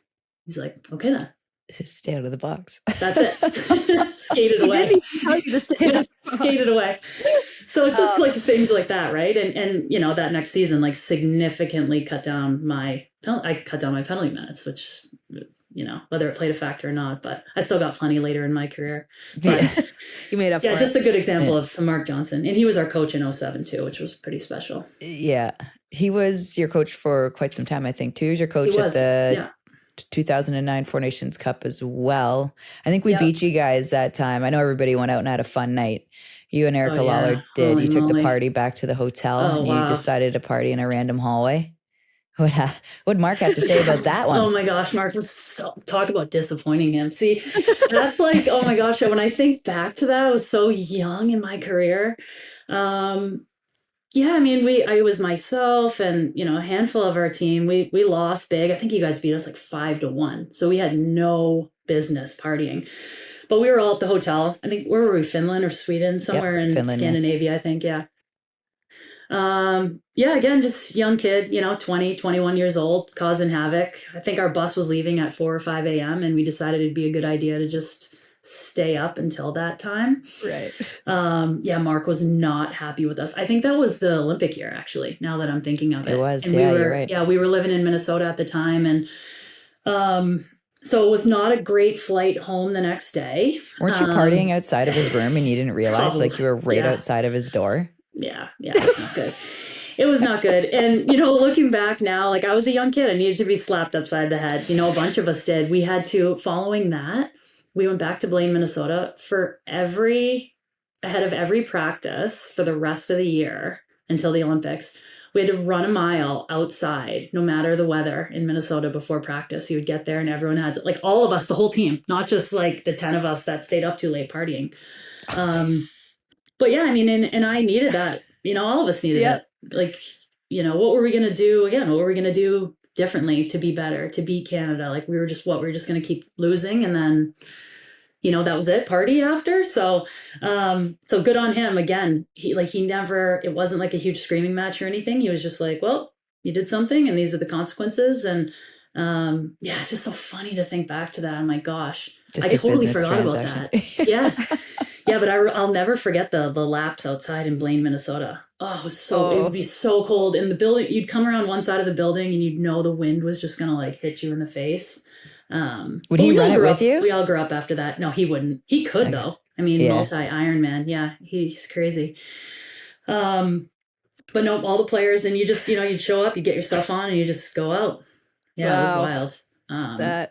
But yeah, I mean, we all have to like go through those kind of things. When I think of like my 2018 self, like leadership self, like I couldn't imagine if people on the team did that, right? Like It's crazy. I mean, there's a time and a place, and that just wasn't the time and the place. Yeah. Right. Well, I guess that leads us to live and learn. 2018, and I haven't asked you, but probably the greatest win of your career is going out with a gold medal in that game and Pyeongchang. Can you tell us a little bit about like what it was like? I don't know, maybe just walk us through the shootout, your perspective. We've gotten a few different POVs on the shootout.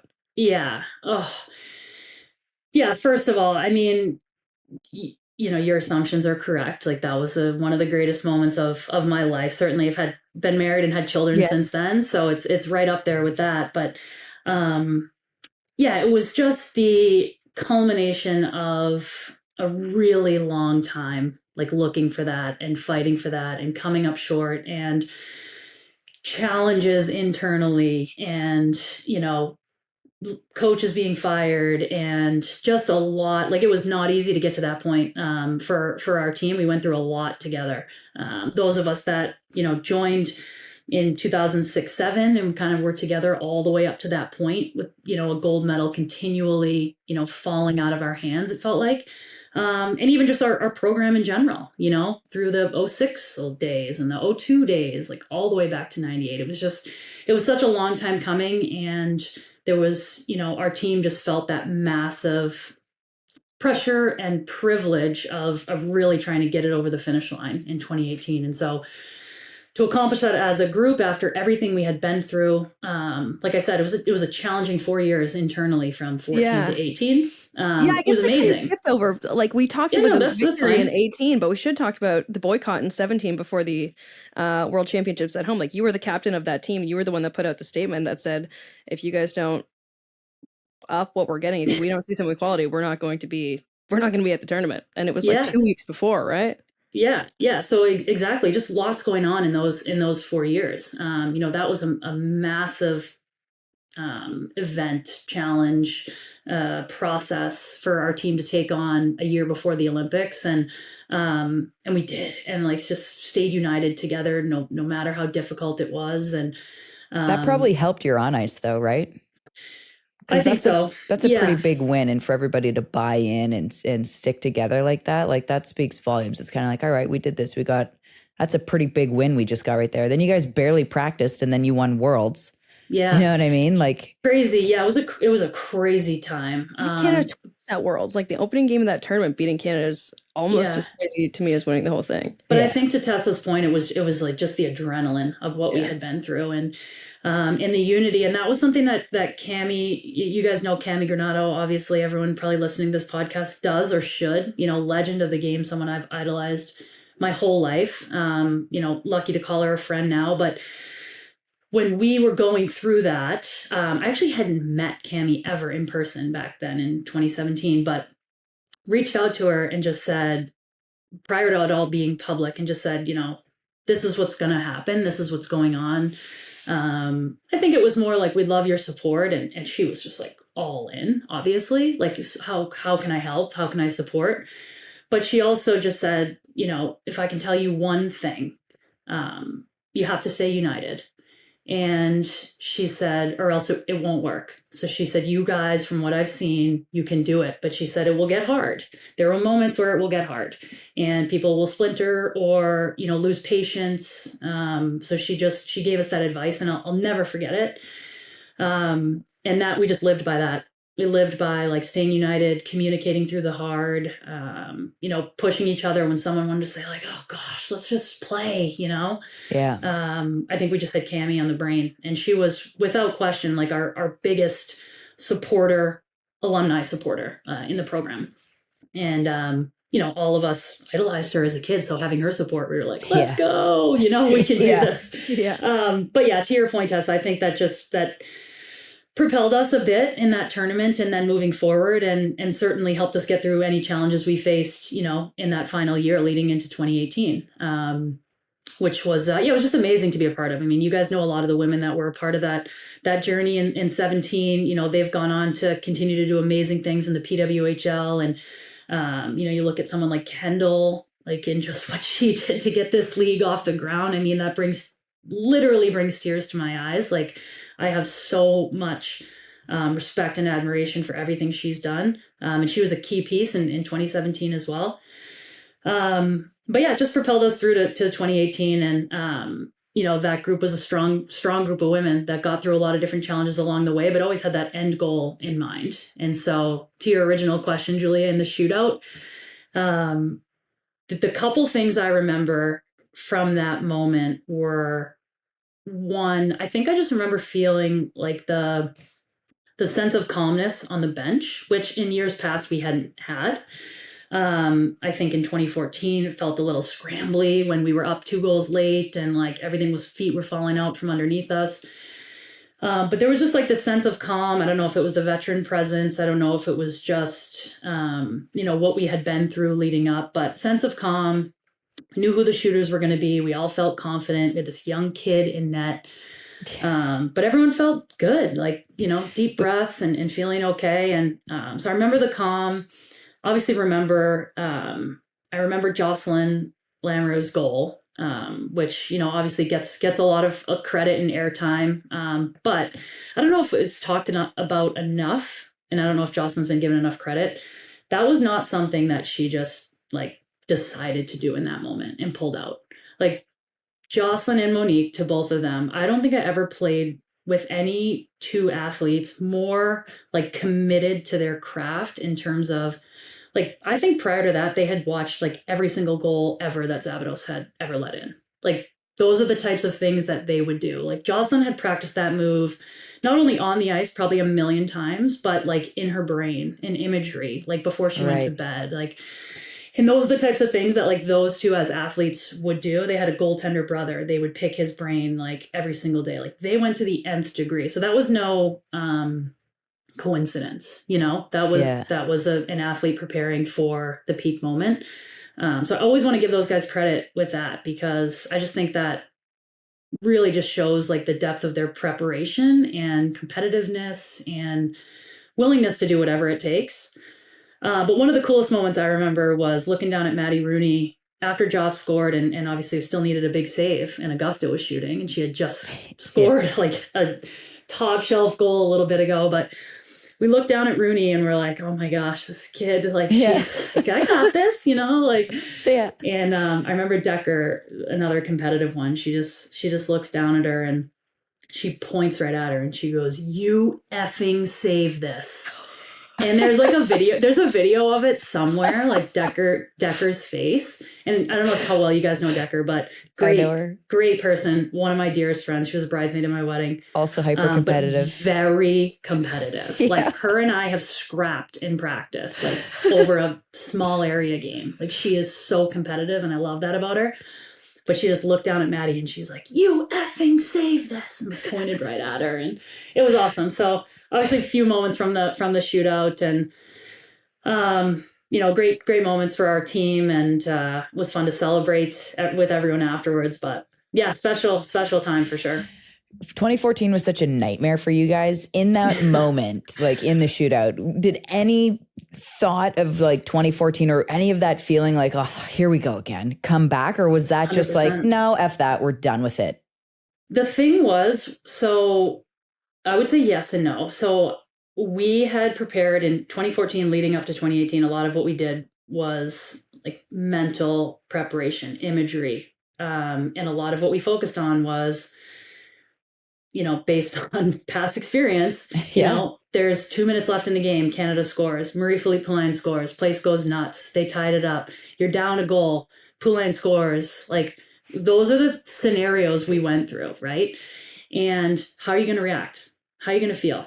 What are you going to do? Are you going to say, oh my gosh, here we go again. It's slipping away. Like, is that going to be your first instinct? Or is it going to be, we got this, we're in this. Like, we knew this was going to happen. We've been preparing for this moment, like physically, mentally, our nervous system. Like, that's why I felt like we were so calm. We'd been there before. When Pooh scored to tie the game up 2-2, we're like, well, obviously. Yeah. Obviously it's going to happen. We knew it. We prepared for it. I knew that was going to happen. I could have told you that was going to happen, right? Or not even two. I think they went up 2-1, right? Yeah. I'm like, oh, Marie-Philippe Poulain scores a go-ahead goal. Like, I could have written this before the game, right? Yeah. And so that was kind of our approach, and credit to our kind of sports psychologist that had us think that way. But it allowed us, when Pooh scored that goal, to just continue business as usual and just know that we were gonna be back in it. So I would say there was a little bit of like, here we go again. But the first initial reaction after that was, okay, we've been here. Now we know what to do. We've been preparing for this. Yeah, so it's kind of an interesting approach. Yeah. Yeah. Yeah. So now we know how it ends. Maddie Rooney effing saved it. Yeah. You guys see, you get the goal. That's amazing. I had never heard even that. Even the little dribbler, like she had to like get a glove on it to make sure it didn't dribble across the goal line. Yeah. So good. Yeah. We got to get Decker on now that you mention her. Brianna Decker. Like I saw her in Minnesota. Yeah. Yeah. She's working at Shattuck right now. Yeah. Yeah. Yeah. She's around. We got to get her on the pod. Talk about she's awesome. Bullying her goalie from afar at the Olympics. Seriously. Yeah. I was like, oh my gosh, the poor kid.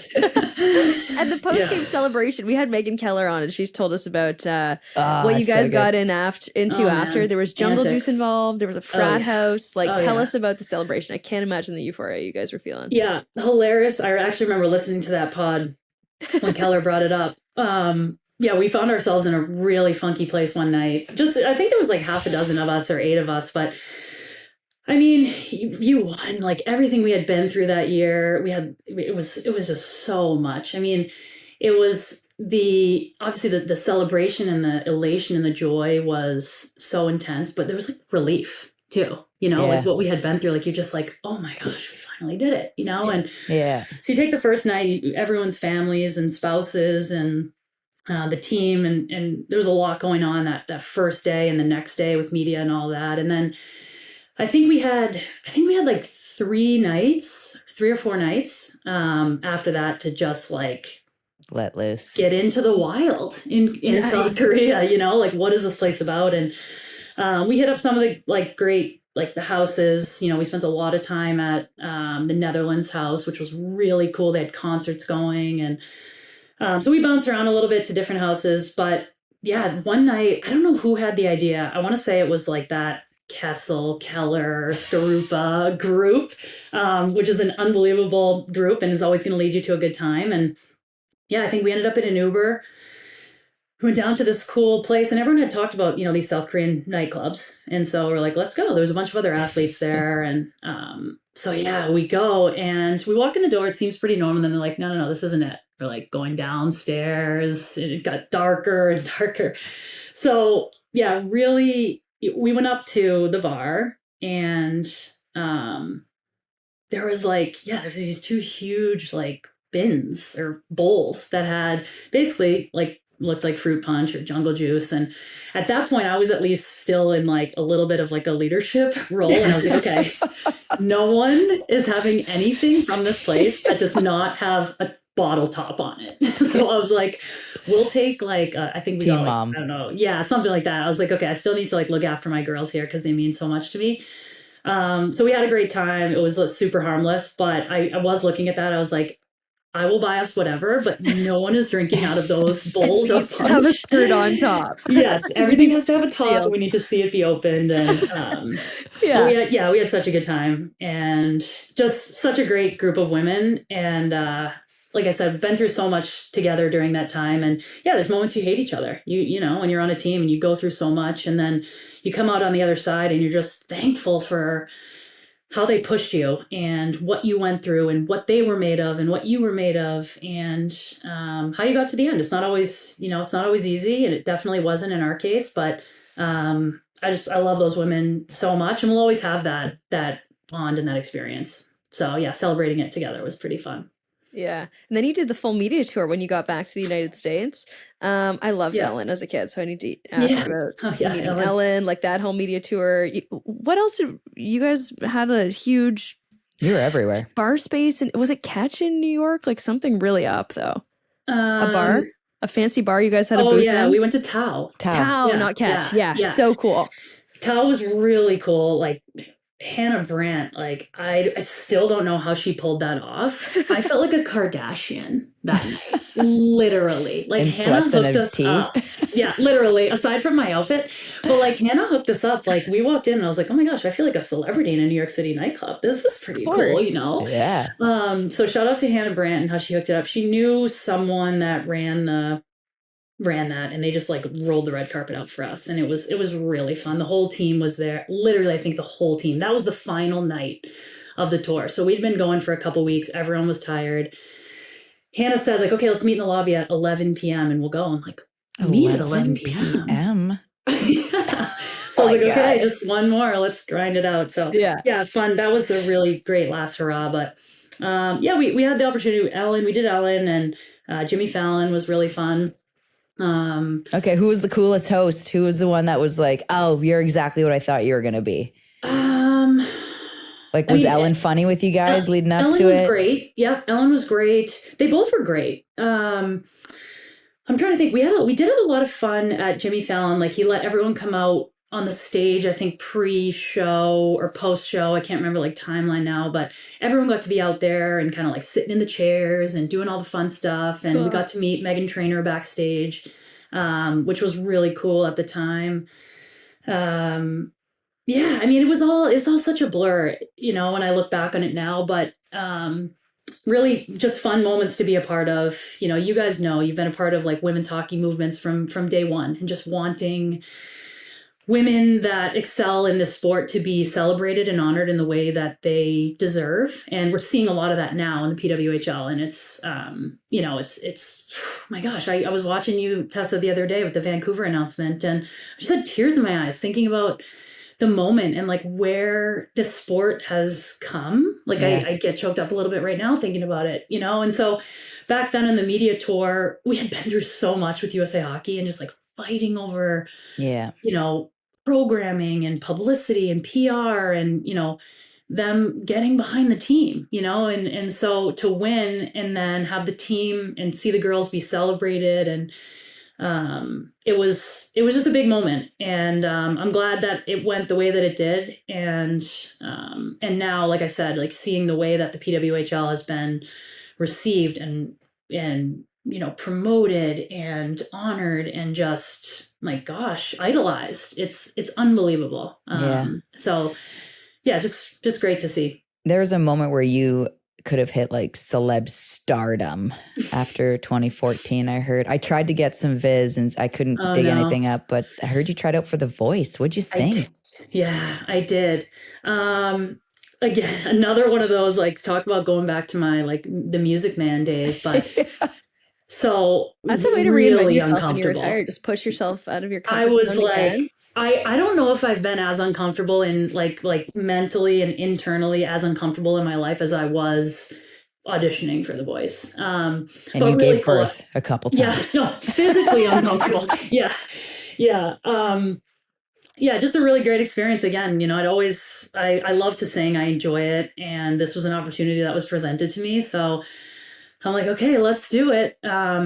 I went to New York City and auditioned a couple different songs over the course of a day.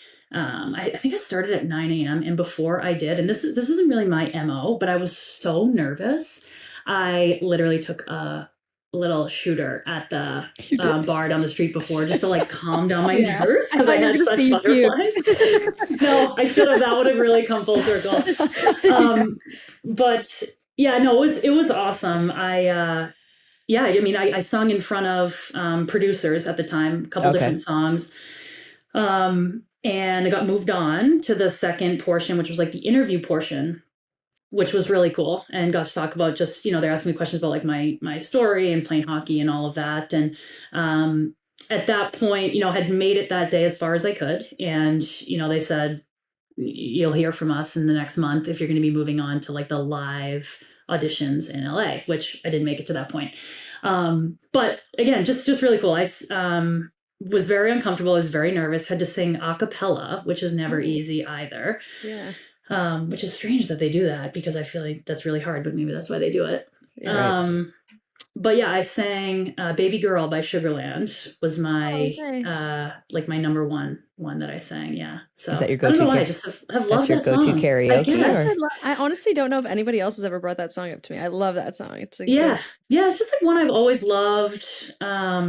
Maybe feel like I can like hit the notes, I guess. Like not like Sugarland can, but she's so good. I feel like she's an underrated singer, Jennifer Nettles or whatever her name is. She's very, very good. Yeah, very good. So that's such a cool I probably knew all the lyrics to it too. Like you gotta know all the lyrics, right? Yeah. But yeah, really cool. And a fun weekend in New York, which at that point in my like life and career, I hadn't spent that much time there. So yeah, it was great. Cool. I was saying to Tessa right before we started this interview, I think this is the first time we have completed a couple on Jocks and Jills because we had your partner Jillian Apps on earlier this season. I think this is the first time we've completed a set. It's true. Yeah. Oh, cool. I'm honored then. Yeah. I love it. So we had her on. She talked about your kids, your life. Your guys' wedding is kind of legendary too. Like Tessa was telling me before how much fun you guys had. How did you guys actually start date? We don't have to do the whole, like, how did you guys actually start dating though?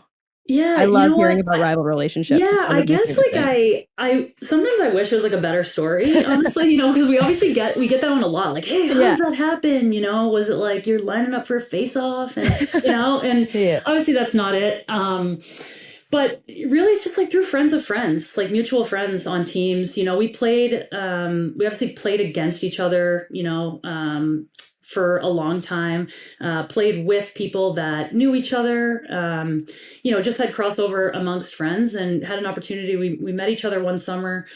I guess we knew of each other playing against each other, but met each other summer of like 2013 and really just kind of hit it off. I mean, I'm biased obviously, but I think she's like one of the greatest people in the world. She is. She's one of my favorite teammates, man. Yeah. And we were stuck beside each other every plane trip and like road trip on the bus. We were kitty corner. There you go. Yeah. And it's like Apsy, even her family, like everything about the Apps is awesome. Yeah. So she's just a quality person that comes from a quality family, and everyone that knows her knows that.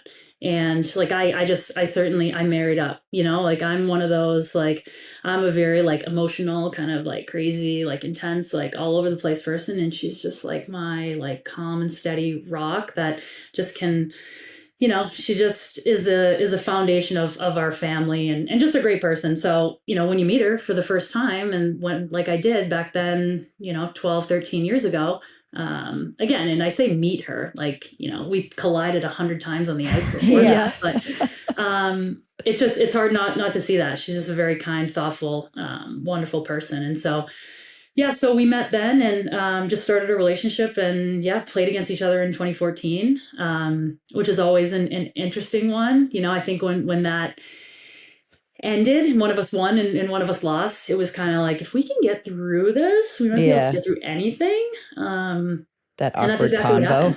Yeah. Good job out there. Good job. Talk to you in a couple weeks. Yeah. I moved to Potsdam, New York after that to coach at Clarkson for 2 seasons. And she was there with me. And that was kind of the point in our life where we were living together. We didn't have kids. I was still playing. She was trying to figure it out. And we just kind of were like, oh my gosh, like, this is it. Like we're like, we got engaged that year and never looked back. So, I feel super thankful, you know, when I think about hockey and making teams and experiences and things that could have gone one way or the other. You know, for me, it always comes down to, wow, like, yes, I've had great experiences in hockey, winning medals and playing in wonderful games, but I met my wife and now I have like 3 amazing kids. And so when you think about just what you're thankful for, like, whew, I can't imagine my life without hockey, like for that reason alone, you know? Yeah, you mentioned that like she's the calm, cool, and collected type person. I heard on your wedding day, the catering lady went missing leading up to it. And Apsy actually got the call while she was getting her nails done with her sister and a pal. And she was like, the first thing she said to the wedding planner was, "Did you tell Meghan yet?" And she was like, "No." She's like, "Great, don't." Don't. Yeah. When did you find out? Literally not till after. Okay. Like not till after. Wait, so did you guys get someone new or did she show up? No, it ended up working out. But okay. Yeah, I mean, I would have gone nuts, Tessa. Like I would have literally gone nuts. Apsy said it was like the 11th hour when they're like, we found her. Apsy was like, I was ready to order 100 pizzas and to call all my friends 100%. And tell them to go buy booze. Like, and she was just so chill about saying that. And I'm like, this is your wedding day. Oh yeah, yeah. I love that. And yeah, she's, I mean, like, you know, she's like very intense as well with like all these things, but she just has this ability to just kind of like, okay, let's just slow down and we'll problem solve this. And I would have like flown off the deep end, you know, and but it ended up all working out, which typically with her approach, things like that usually do. But yeah, man, that was wild. Yeah, that's crazy. That's like pure total stress because it's like it's not like you can just go find another caterer. God. Like, hey, you free tomorrow? Yeah, 150 chickens and whatever else steaks. Yeah. And no, all the but booze. It was a great day. Yeah, and the booze. Yeah. No, we were lucky. We had a beautiful day, and it was it was perfect. We got married in Maine. You know, had all of our closest people there and exchanged our vows. And yes, really, really special day. Partied a little too hard. Yeah, that's okay. Yeah, it's part of it. Who do your kids cheer for? You have 3 kids, right? Gosh, yes. How's that even play out? Okay, so there's there will be a majority at some point. Yeah. Honestly, she is like so convincing to them lately. Like this most recent world championships, and I don't know if she's just like getting to them before I do. I like come home and they're like, "We're cheering for Canada," and I'm like, "Oh, are we?" Like as a family? Yeah. So like prior to like this most recent women's worlds, you know, we like get the kids in both jerseys and take pictures and like all this thing. I think what happened was, so my oldest is 5.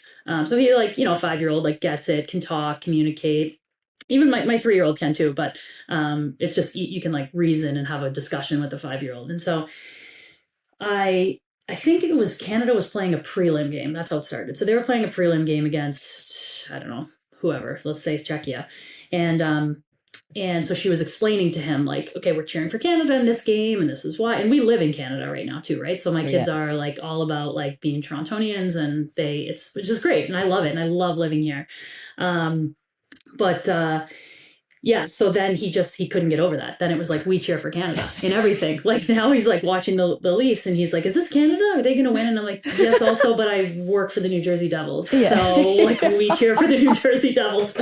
So we got a little damage control to do. Yeah. No, it's all good. I mean, it does get a little, we usually throw different things on the line, you know, in and around the games, but it's all in good fun. I think we're at the point now where, like, yes, obviously I want the US to win. I love watching the games. Yeah. I mean, this most recent world championships, I have so much respect for so many of these players on both sides.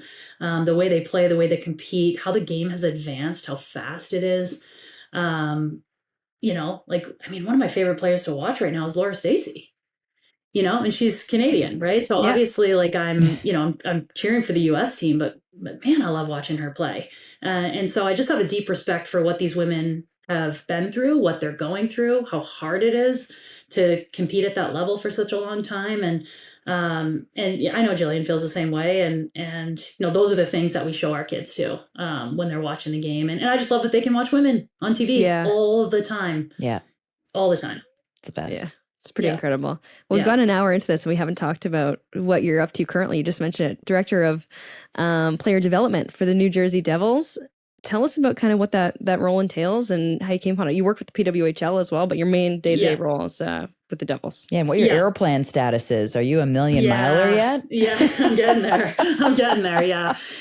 It's not that's not an easy part of the job, but it can be fun too. So director of player development for the Devils. Just finished my 4th season with them, which it has gone by really fast, but really my role in a nutshell is to help maximize the talent of our young pros and our young players in our system. So everything from obviously on the ice, skill development, skating development, how they need to basically close their performance gap to reach, our projection for them. We draft these young guys at, let's say 18, 19 years old, or acquire, young pros in another way. And we are projecting them for certain roles within our organization.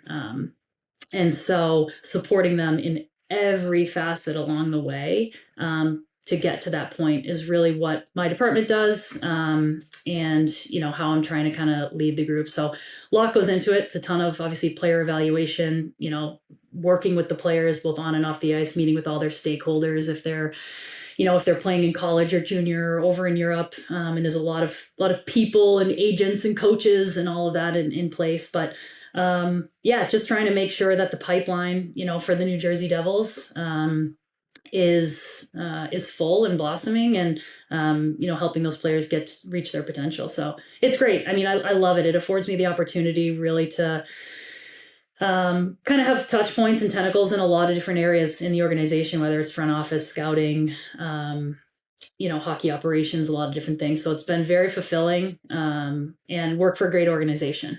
Tom Fitzgerald and the New Jersey Devils has been amazing to me. And I love working for the team and making a big playoff push right now. Hopefully we can get a big win tomorrow and in Carolina. And so it's been great to be a part of. Yeah, really enjoy it. Yeah, I wanted to ask, do you get stressed? Are you stressed watching the playoffs as a member of the staff as opposed to being on the Yeah, it's very stressful. Yeah. It's less control. Yeah. At this point, it's like being the parent of a goalie. It is. It does. Yeah, it feels like that. Yeah. A lot of stress. I mean, lots on the line, right? When you're talking pro sports, it's, there's teams got to be moving forward, right? Or you see people's jobs get on the line and, you're competitive, you want to win. And so every single one of us that works in the organization, everything we do on a daily basis is for the New Jersey Devils to win a Stanley Cup, which is crazy, right? When you think about it. Yeah. And it all kind of comes up into this moment. And so it's exciting. It's nerve-wracking.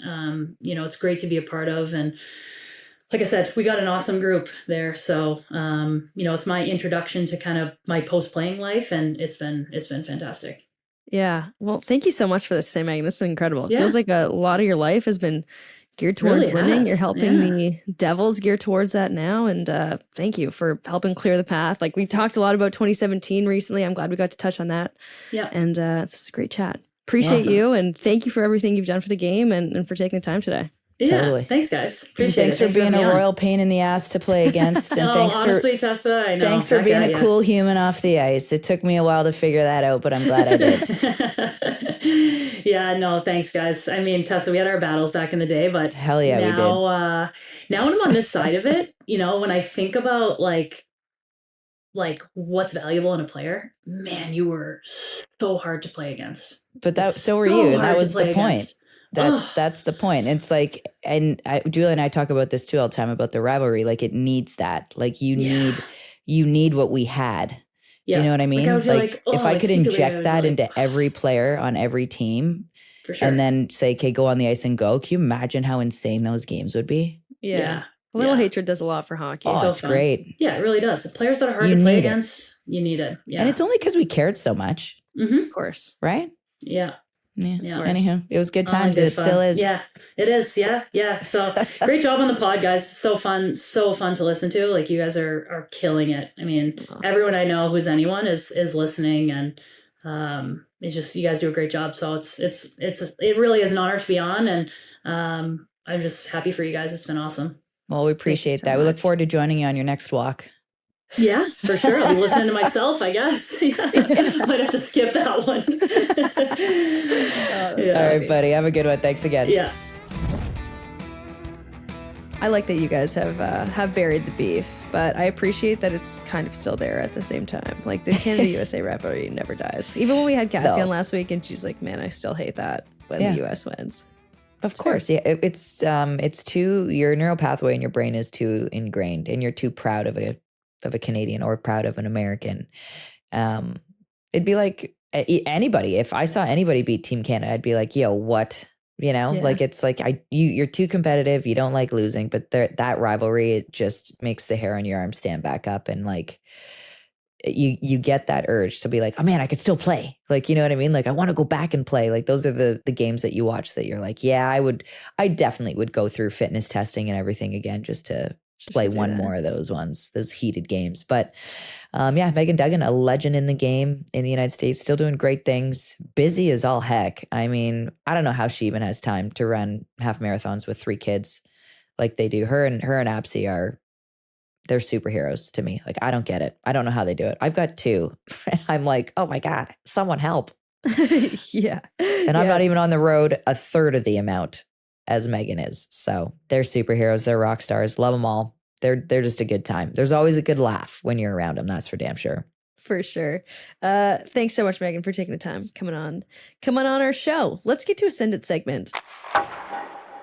This is a good one, and one that I know is buzzing around the entire New York tri-state, whatever area of the world that is. I'm trying to think of a funny thing to call it, but people are talking in New York about the Sirens and Sarah Fillier and her contract. And this is what Jocks and Jill's listener, Matthew Paisano, who has my favorite last name that has ever come in from a Send It segment question. This is what he has to say. Siren season didn't play out as planned. Sarah Fillier has been great all year, but no, she is on a 1-year contract. Yep. Seeing her as line mates with a couple of Toronto Scepters under Coach Ryan at Worlds, and her being from the GTA, should Sirens fans be concerned this offseason?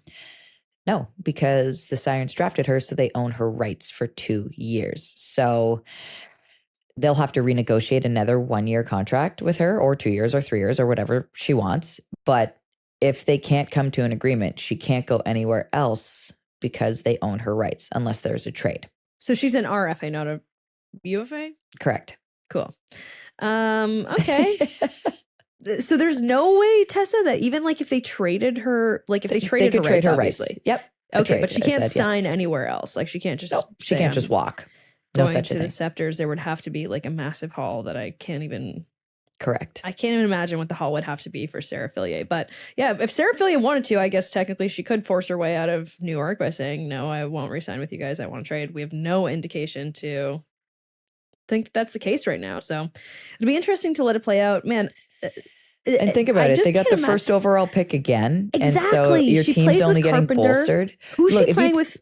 That's better than Carpy. If you talk to anybody on that team, like remember when we saw them in Ottawa, we were talking to the New York players and they were just like, I don't know, like this season, that stretch that we were on, like we don't feel like we're in last. Like they didn't feel like they deserved the position they were in.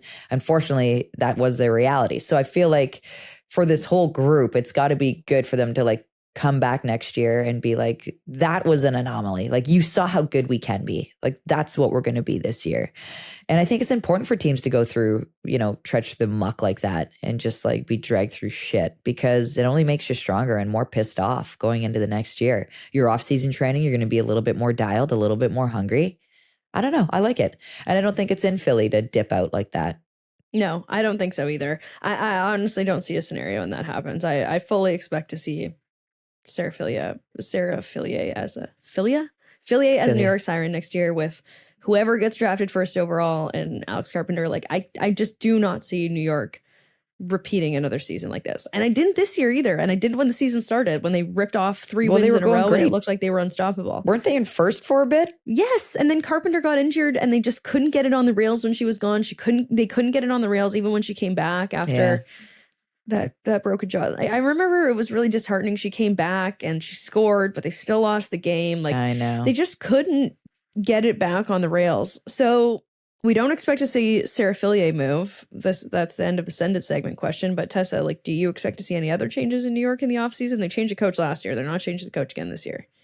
No, I wouldn't expect anything drastic to happen. I don't know what the relationship is between the GM and the coach, Pascal Daou and Greg Fargo, but it seems as though they've got a great working dynamic, and that's just me speaking from a million miles away. I have no idea, but I don't see any drastic changes happening by any means. Yeah, just a good draft. Just a good draft helps when you have the first overall pick. And again, we'll have Buckles back on Friday talking about all of the draft prospects that we know about in the PWHL, and we'll know the full list of those draft eligible prospects who have declared for the draft by May 8th. Games this week, Tessa. New York, Toronto, you are going to be there. I'm TBD. I'm like supposed to be there, but you know me, I'm really superstitious, so I have to talk to my mom about it and see if it's a good idea to go to the game or if it'll be unlucky to the Leafs. I'll let you know what she says, if it's a good idea or not. But I should be there Tuesday night. You should, because Ed's coming just to see Liam, so don't bail. Okay, we have to talk about it then, because like, dude, now that there's a Leaf game Tuesday night, it's really looking suspect. Like, you know us. We were at medieval times watching the Leaf game the whole time. I don't know if we could do that again.